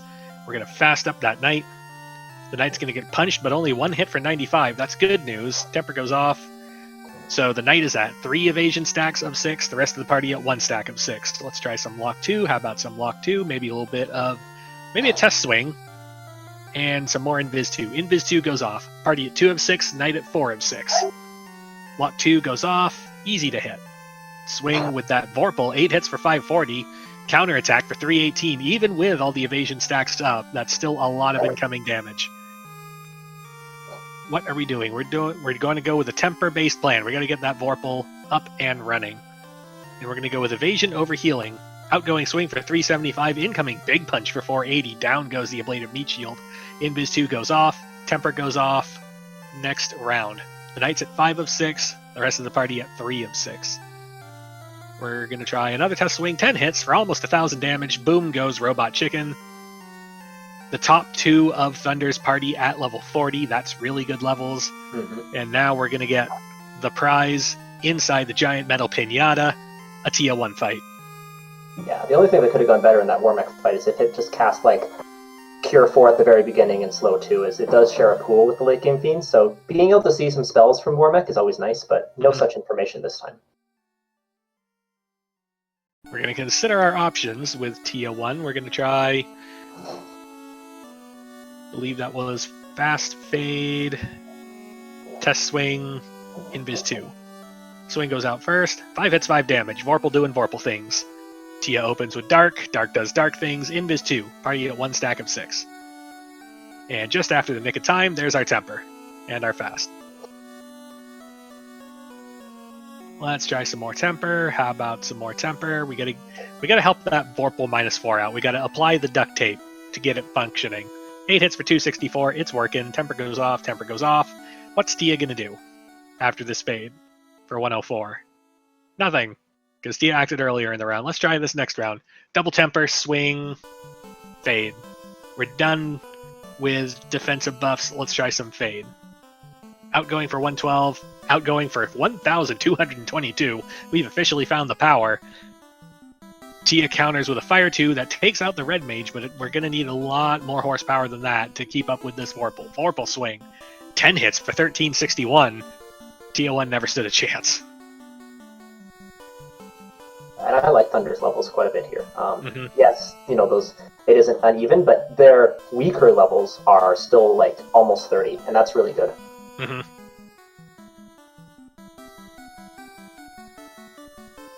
As Spell Zap on the left side of the screen takes down the birthday boy, gets his own 2 free shards.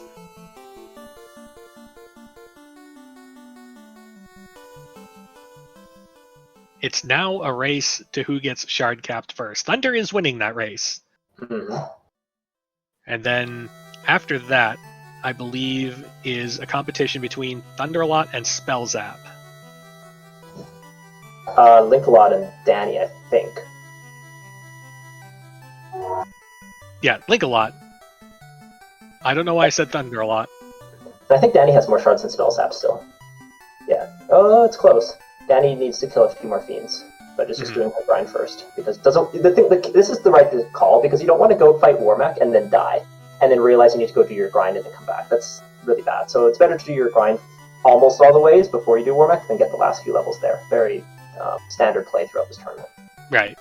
I mean, sometimes on the lower difficulty settings, when clamps are back below 300%, you could look at a clamped Warmech and just be like, whatever, we're mid-20s. If things go our way, we can handle it. It's a lot harder to make that gamble when clamps are above 300 because it's a lot more likely that you're wrong than right. Mm-hmm. Looks like Thunder's having a little bit of trouble getting his last shard. I think Winkalot might have been like, hey, there's a shard in the armory. And then... Oh, really?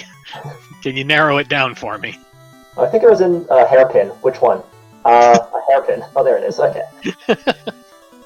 So Thunder's got his last shard.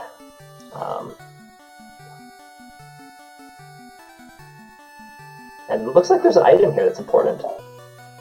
Oh, a stop stick. Okay. A stop stick? That's fascinating. I wonder what plans we have for that. I don't know. I like that play, though, a lot. Putting any chip damage item magic on the white wizard is a really, really good idea, just in case something goes wrong. We talk about backup strats, and having backup strats really important in these clamps. These fights are so tough, they can just one-shot your knight before you have a chance to go, and you need to think about how else can I win this fight. Because you know what? Doing 50 damage a turn for 20 turns can win you a fight. There.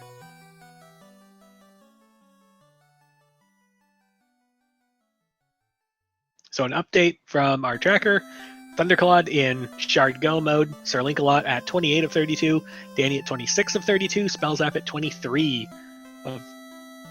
of 32, but about to get 4 more on the other end of this Kraken 1 fight. I like this play from Thunder as well. Quickly checking, so we do have better trap treasures on, and that means that these two Topher locks are really important to check, as you can find a critical endgame weapon here or another ribbon. Or a Catclaw 5. That was an option. Yeah, that is unfortunately an option. But you're in here so early, you don't win until both people finish. So the person in front should usually spend some time to check these, check the loot boxes, things like that. Or some Ice -5 armor. Could have been good. If that was Ice +5, that would have been by far the best armor they had found. Yeah.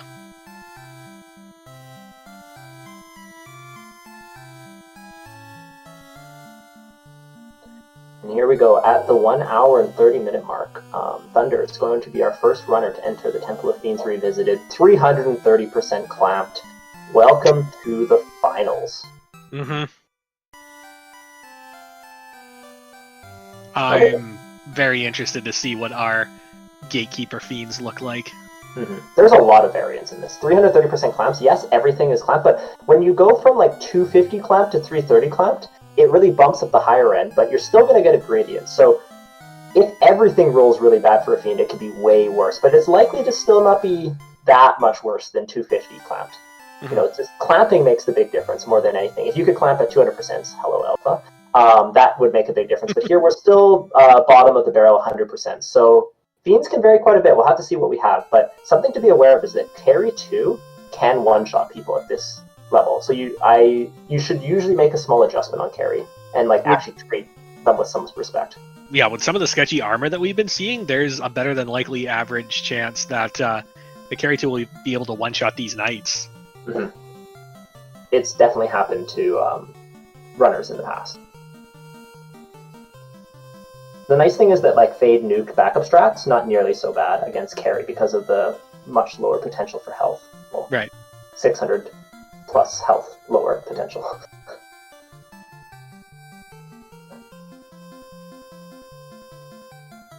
So we've already got a face down Black Wizard on Thunder's side. Oh, Warmech with nuke. Looking down at the lower right corner of our screen, Warmech has one of the nukes in the pool. And Thunder celebrates. Hey, Warmech has nuke!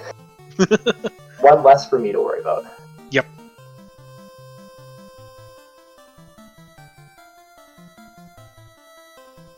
And we've got our Gurmedusas, which are not very many hits, with not sure how much power because they're hitting the highest armored target. But here comes Speed Bump Mark II. Are we going to show a minimum of respect? Nah. It's someone's birthday. We're going to do a little bit of Harm 4, get the light show going for 157. Swing, 5 hits, 115. Give him a slice of cake, he doesn't want it. Try another slice of cake, give him a corner piece, he doesn't want it. Picky about his cake today. But he's not very strong. Lightning 2 does Lightning 2 things. Let's try the next round. Quake shares a slot with Nuke. There's gonna be a point where these Quakes start to hit diminishing returns. Harm 4 for 113. Quake. Ineffective. Incoming Ice 2. These are spells that we kind of wish were later in the dungeon. 4 Quakes. Lich 2 is still there. We've officially hit the point where we have no choice but to continue casting Quake, because if we flip to Nuke, then we're in trouble. Quake number 5. Fell into Quake. Time for birthday party. That was a lot of nukes taken up by that Lich fight. Mm-hmm. Also, I think Thunder doesn't have life either. So that slot 6 is going to be hotly contested. Mm-hmm. And by life, I mean like life at level 8. So right. Oh, Agama's had Thunder. I missed that. My earlier estimation of the Agama tile being good was, I think the technical term is bad dumb.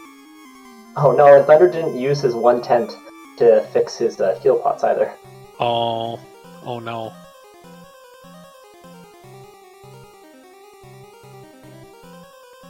Still, veteran runner. Knows how to menu to there, but always slower just because more inputs. Yep.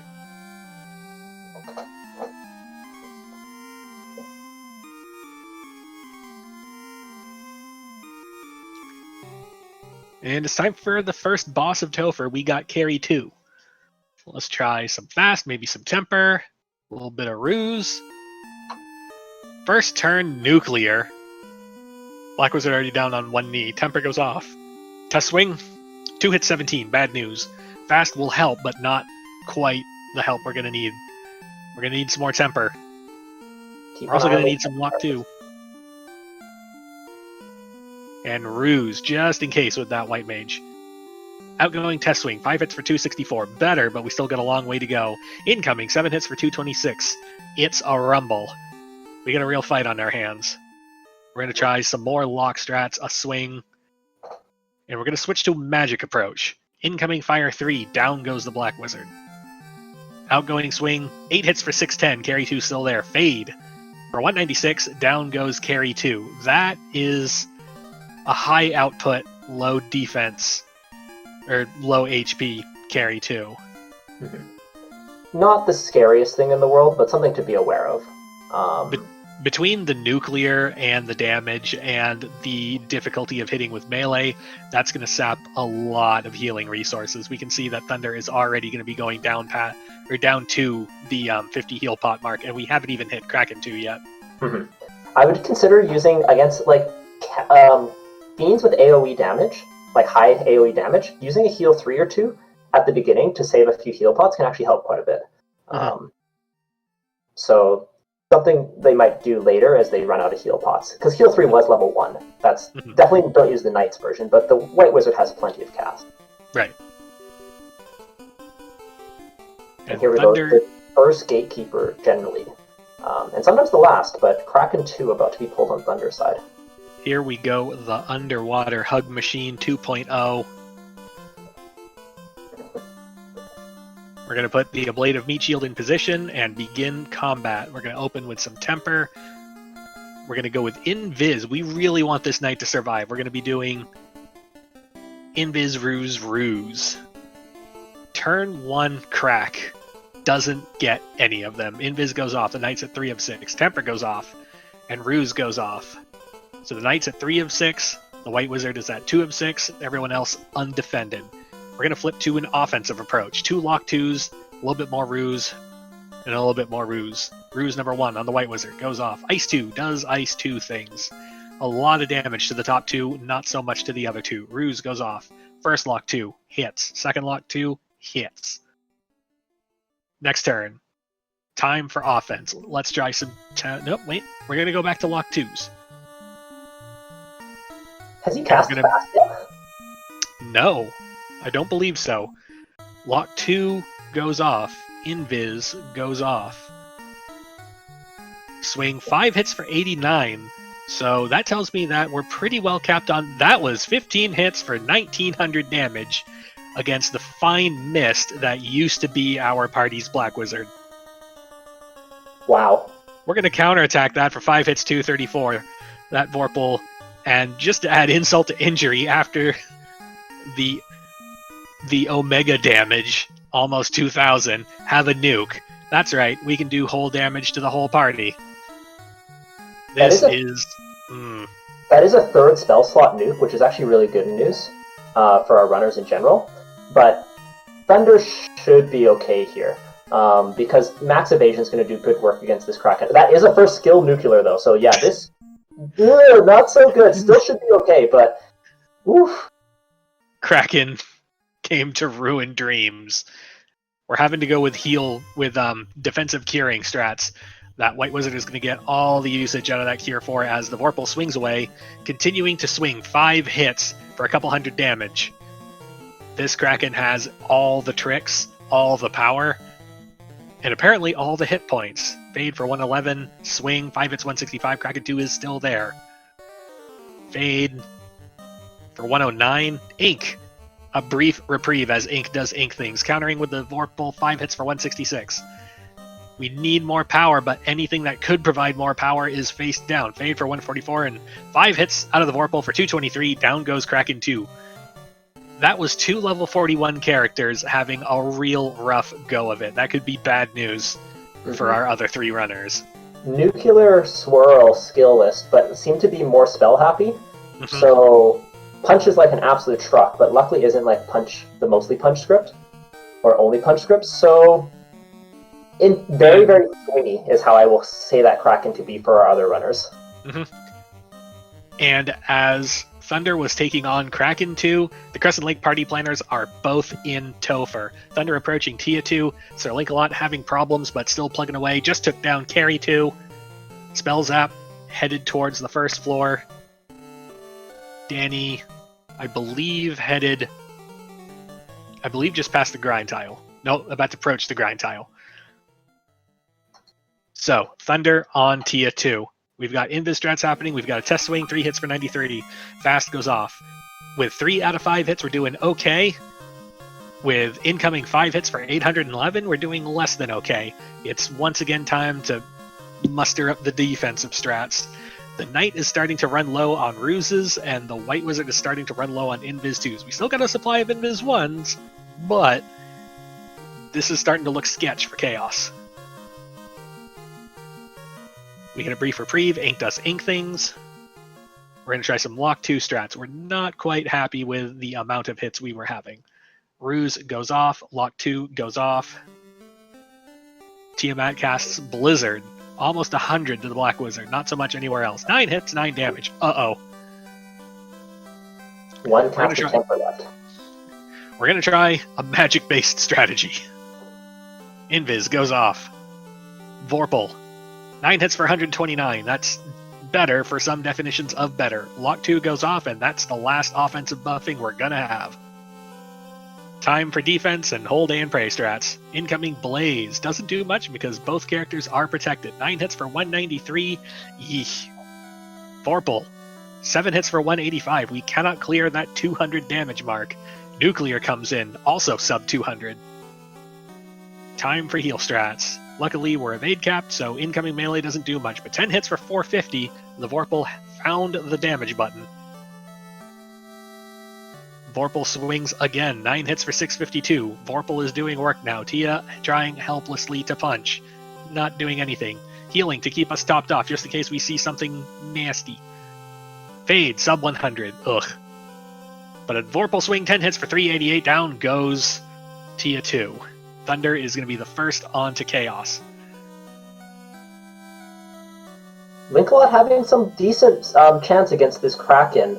Critically using his Red Wizard at the top with some Ruse cast to absorb, to kind of try and take a little bit of that hit away, but got enough temper and buffs up on this Knight that this Kraken should go down again. Just survived the nuke as well.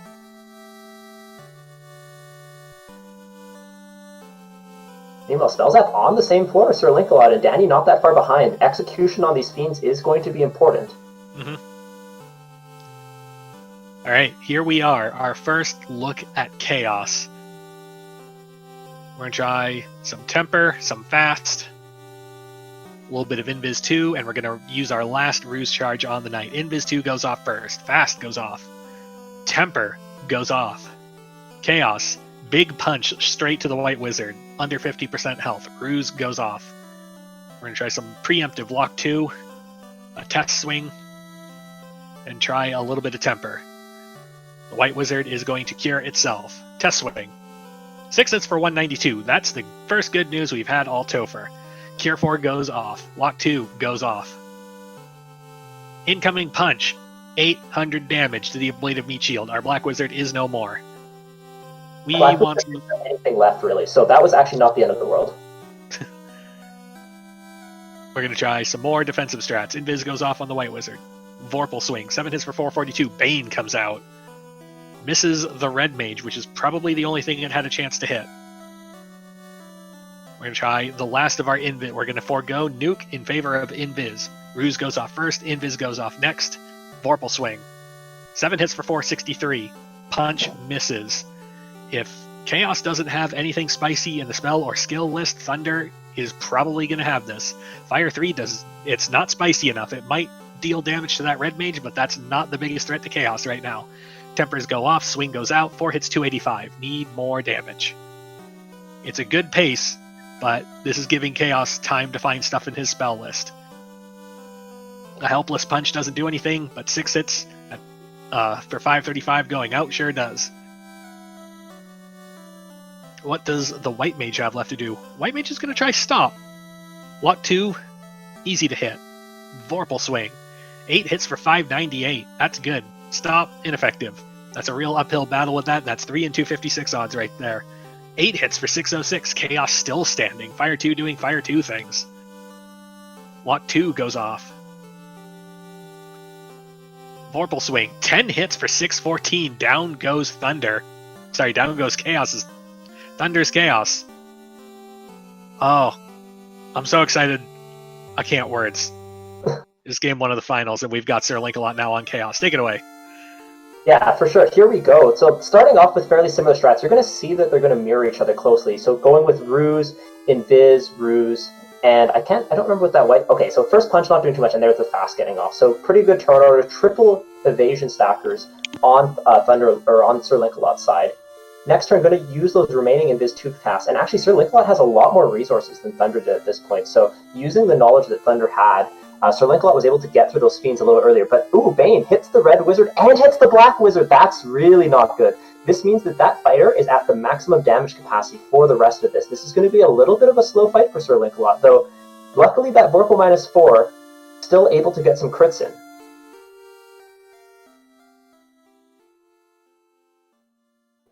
These damage hits, 6 hits, 300 damage or so. This will do the trick eventually, but this is going to give the other runners a little bit of an opportunity to catch up if this goes poorly, and we may see more on the spell list this time than what Thunder got to see. Chaos, every time he punches though, that's exactly what Sir Linkalot wants to see.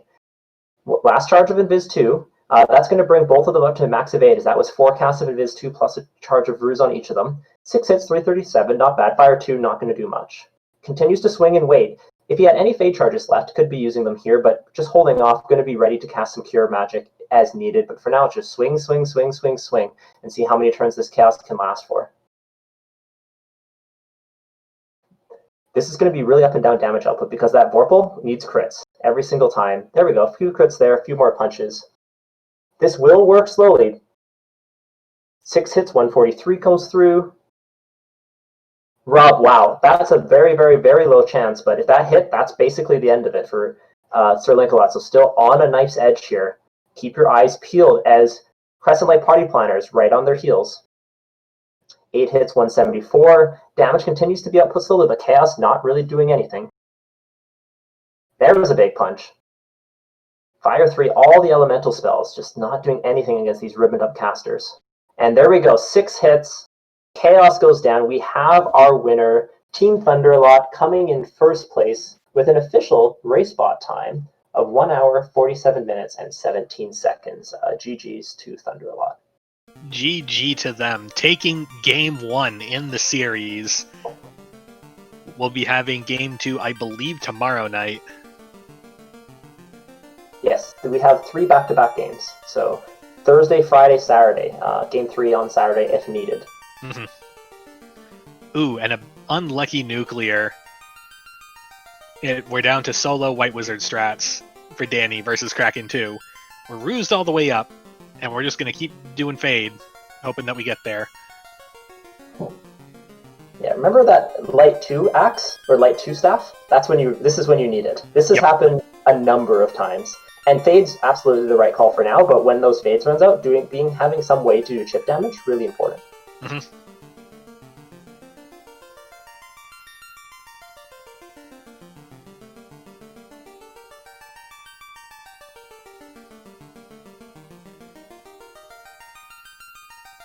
Ooh. Several Fades, all close to 100.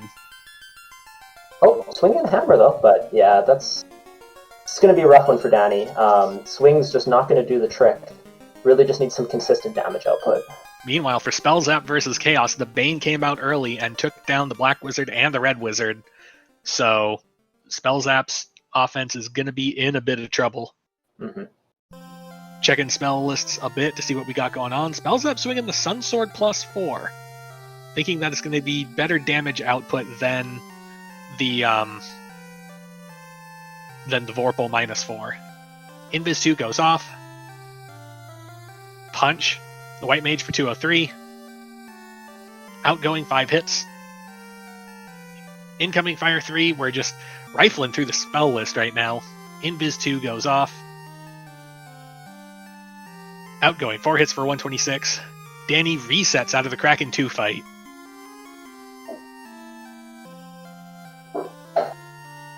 Invis 2, we're really close to cap right now, if we're not already there.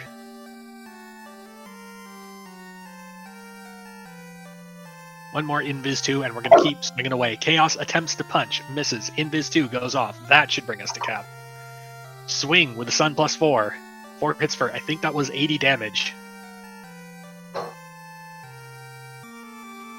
Going to consider our options for just a minute. 3 hits for 116. Cure 4. Hits the Knight. Rub, ineffective.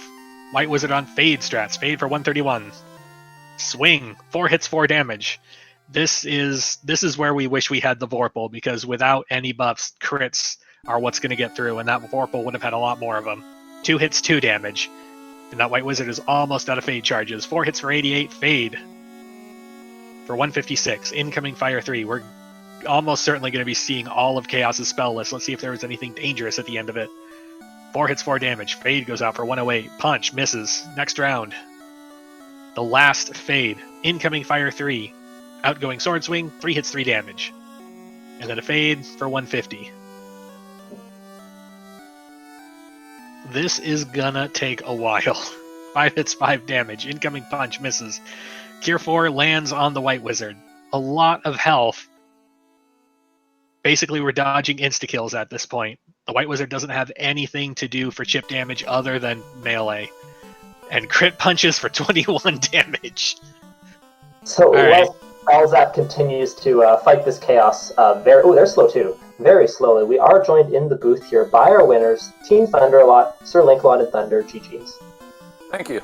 Thank you. So tell us about the start of the seed. Tell us about the gift that was level 1 magic. What was it? Trying to think. I already flushed the seed out of my mind. Was it Lit 3 and Heal 3 with the Fast and Lock 2? Yep, Mhm. Lit 3, Fast, Lock 2, Heal 3. Oh, yeah. It was real nice to have the Heal 3 when you're early diving, getting the levels quick, and you just want to spam the Heal 3 to gain the HP back from the level 6 you just got off that one fight. But the locks and kind of high good damage sweeper spell, yeah, it was pretty nice. Good level 1 package. Yeah, and then the other thing was that spell charges. Were you always planning to run Fighter Rainbow? Was there any other parties that you considered? Me personally, the whole tournament I've done Fighter Black, White, Mhm. but with how high of scaling this is, and only relying on one character to cast invises, if you're running fighter black, white, it's kind of dicey. And plus, you get that back row one shot on your white mage. There's a good chance you're not gonna have life spells. So, kind of just took the red mage this time for the extra safety. Yeah, for sure. And that's kind of what we were discussing beforehand, because, yeah, there's been a lot of fighter white, black, and then just the instant switch, 4 people, fighter rainbow here. And man, you could not have asked for much better of a red wizard. Yeah, the magic did roll really nice. Didn't get Cure 4, but he had Life 2, he had Invis, he had Temper Fast, both Nuke and Fade, Ruse. Yeah, it was pretty good. Lock and Fast, yeah, it was just really good. This is a seed where you could have had, like, 3 red wizards and gotten through. Missing Cure 4 would have hurt a little bit, obviously, but that good of red wizard magic. Yeah. Is there any other moments in the seed that kind of stood out? Dude, I was raging so hard. I wiped to so many things this seed, and it was so frustrating. I was so mad. I wiped out Waterfall like 3 or 4 times. I wiped in a really deep dungeon that was like 7 floors deep, checking every box. I wiped on my walk out. Yeah, it felt bad. Trying to go to the 2 fighter tile in Ordeals, and I just like instant noped after that. I was like, no, I'm not doing it. I'm going somewhere else. Yeah, me like bashing my head against Ordeals and like getting basically everything, except and then dying right before the incentive chest. Like, cool, I got to do this again, and then finally get to the incentive chest for a soft push. I was like, yep, thanks Ordeals.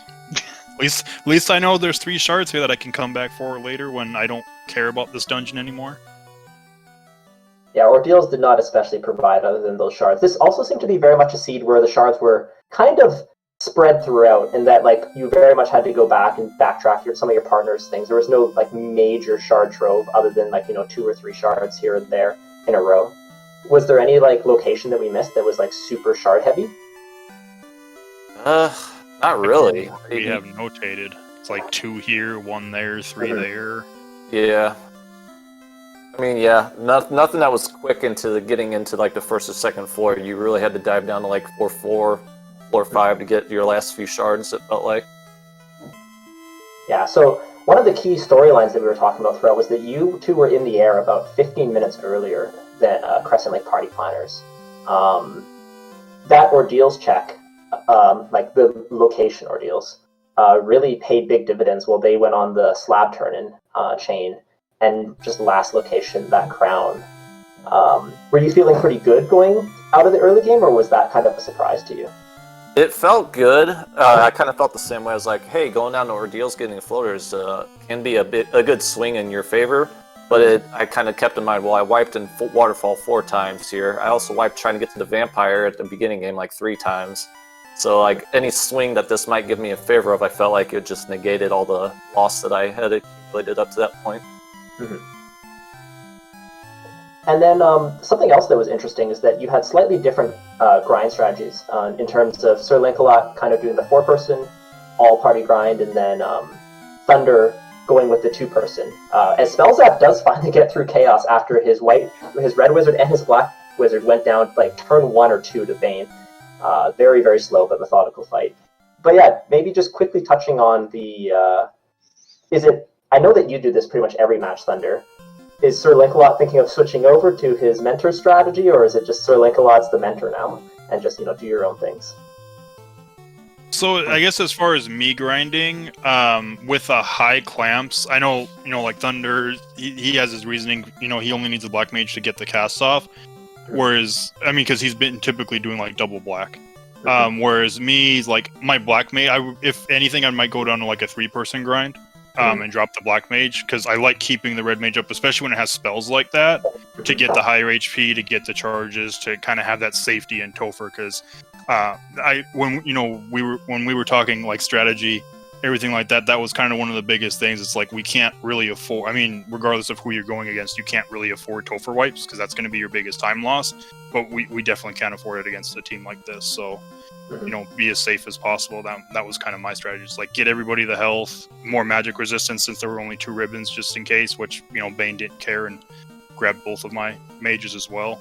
I think I only got the fast off if I'm not mistaken on Chaos. Yeah, and then I've always done the two-man grind because, well, when I was running Black Mage, it felt like no matter how high I grinded, they were going to get one shot by nuke, or they were going to get one shot by whatever decided to swing at them. So I didn't care about their health and their MDef, really. I just, like he said, wanted them to get 1 or 2 turns of casting spells out before they get killed, and then my fighter and white mage will carry the rest of the way. And then, yeah, just kind of been still doing that, and this red mage replaced black mage, but played them the same way, basically. Makes a lot of sense. Lord Fizzlebeef, do you want to take Danny's second Kraken fight on? Because this is already a little bit sketchy here. Right, so we already have a face-down red wizard. We're going with ruse strats because we have seen the ferocious damage that Kraken 2 can bring to bear when it's unhappy. We're going to do some Cure 4s just to make sure that that knight stays alive, some Lock 2s just to make sure our damage gets in there. Ice 2 does quite a bit of damage to that black wizard, but not so much anywhere else. Test Swing, 8 hits for 301. That's an okay amount of damage. We're headed in the right direction. We're going to try a little bit more defensive strats with a little bit more invis. 6 hits for 296 is good. Nuke takes down the black wizard and 300 damage to the knight. No bueno. We're going to do a little bit of heal 3 as Kraken tries a lightning 3. And the knight swings 8 hits for 316. It's an okay pace, but we could stand to go faster. Kraken attempts to punch but misses. Outgoing 10 hits for 525. That's good. With Fade for 151. We just need to keep up that pace, and we're good to go through the fight. Fade for 91. Eesh. But a swing, 6 hits for 341. Kraken 2 is still there. Kraken tries stop. Nobody stops. 7 hits for 320 is good.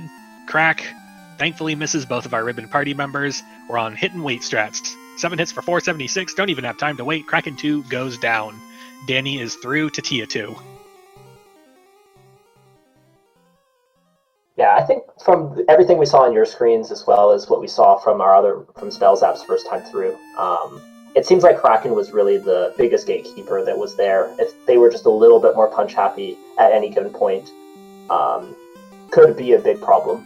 But cast quite a bit of spells, and spells were the good part, as the skills and the punches were very scary for Kraken. I think Kraken had, nuke, and I think he ended up with 2 nuclears as well, if I'm not mistaken. At least 1 nuclear. Nuclear swirl something. Yeah. Nuclear swirl ink something. Mm-hmm. Danny through to Tia 2, opening the fight with some Invis 2, some fast. We got to get our default round 1 buffs off the ground. Tia is kind enough to give us a free round with some ink, doing ink things. Second round, let's try double lock 2 and a test swing. And some Invis 2. Test swing goes off. 7 hits for 199. That's really good. But a retaliation from Tia 2, down goes the red wizard. Invis 2 goes off. Gonna need some more of that for that amount of melee power we're dealing with. We're switching from lock 2 to temper because most of our hits are connecting. And we're gonna try a little bit of Invis. Temper goes off. Swing. 8 hits for 449. Pretty good. Invis goes off. Tia tries Blizzard. Only does 124 to the Black Wizard. Black Wizard is still there. Gonna try some Nuke. And a swing and some heal 3. Big punch out of Tia 2 for 610. Down goes the Black Wizard. Not that big a punch out of the Knight in retaliation. But heal 3 gets us topped off. Next round, Swing Fade. A familiar rhyme. Fade goes for 94. Swing. 9 hits for 245. Incoming punch, 2 hits for 252. We're not quite as evasion capped as we thought we would be. 3 hits for 408 versus the Knight. That's kind of bad news. We need to take this Tia 2 down fast. 9 hits for 42 is not going to do it. We're going to try a little bit more Cure 4 strats. Big punch to the Knight means big problems for Danny. It's just the White Wizard that's left. 2 hits for 252. That was half of the White Wizard's remaining health. We got to be thinking Invis strats at this point. Blaze gives us a round to think of things. 2 hits for 238. Danger. Fade goes out for 146. Tia is still there. We've got 1 Cure 4 left. But we don't get the time to cast it. Tia gets turn order and punches down the White Wizard. Down goes Danny's party. And unfortunately with that, the Crescent Lake party planners have forfeit. But we are joined in the booth by Spellzap, and there we go, as well as Danny. So, tough race there. GG's to the Crescent Lake party planners. Hey, GG everybody. Hey, GG. GG. GG, guys. Oh, So maybe we'll pass it. We've been chatting with Thunderalot for a little bit, so let's pass it over to the Crescent Lake Party Planner. So we kind of briefly touched on the party comp, and this is something that Spellzat's been running frequently. But was there any thoughts behind the Danny switching over to the fighter Rainbow? it felt really kind of bad when you only had one like Invis 2 caster. So it was just hoping that throwing in that red mage might have helped. Yeah, no, and Red Wizard Magic was about as good as you could possibly ask for. Yeah. Year 4. Lucked out. It was pretty good. It's one of the few things about this year. I'd be like, yeah, that was nice. Any particular highlights or like lows, I guess, other than Kraken having Danny's number for the entire seed? Anything else that kind of stood out? Yeah, it looks like it felt like we were just running around kind of inefficiently in the early game with the turn-ins. We were just all over the place, to be honest.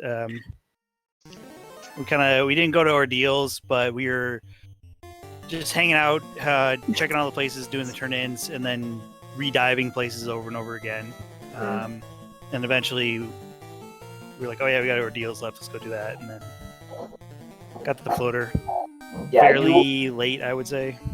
You were in the Around 10 minutes late. 15, Yeah. 15, yeah, behind Thunderalot. You did have a little bit of a shard lead, but it kind of evaporated over time as they just had so much more ground covered already. Yeah, that makes sense. It felt like we got the floater really late. Because it just kept feeling like every time we've got something that needed turn in, well, that's got to be it, right? Boy, we were wrong. Lord Fizzleby, do you have any questions you want to ask Crescent Lake Party players? Sure.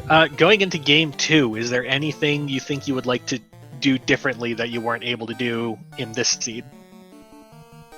I think we're going to try not lose. That's a solid plan. I may not mention beforehand how much Kraken 2 seems to hate me, because caught it. I'm having flashbacks of last week. I'm not enjoying it. All right, then I guess we'll move on to final thoughts. We'll start with our winners, Team Thunderalot. All right. Yeah. Hopefully, there's only one more race of this tournament.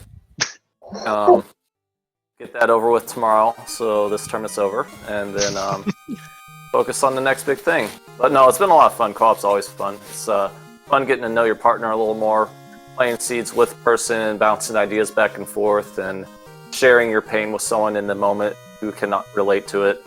It's a lot of fun to run co-op. Even if you're not in a tournament setting, I recommend if you like Randomizer and play it, you at least try it one time. And Crescent Lake Party Planners, final thoughts. Yeah, I mean, GG's to you guys. You basically stomped us, I would say, in that first match, and we're gonna come back swinging and maybe clean up the early game and make a run at it, make it go 3. What he said. My co-coms, Jat, final thoughts. No, not much for me. I'll let you take it away. Just GG's to both runners, put on a fantastic show, and really looking forward to what we have in store next time. I think the organizers and many people in chat are wondering, are we going to get a true big Topher next time? And what was really going to be interesting to me is what the spells are like, because as I said, I think if the Red Wizard is just completely dry, it's going to be a totally different feeling seed. Mm-hmm. All right, well, I want to give a big, huge thank you to Speed Gaming for hosting us tonight. I want to give an equally big, huge thanks to our unspoken hero of the run, Mr. Luffy D. Vitale, for being our tracker at large. Big thanks to Jat for climbing into the booth with me. It's been really fun tonight, and thank you to both the runners for putting on a very entertaining race. For all of us here at the Final Fantasy Randomizer community, we will see you tomorrow night for Game 2 of the co-op finals. For everyone here, I am Lich's first beach ball, and we will see you next time. Have a good night, everyone.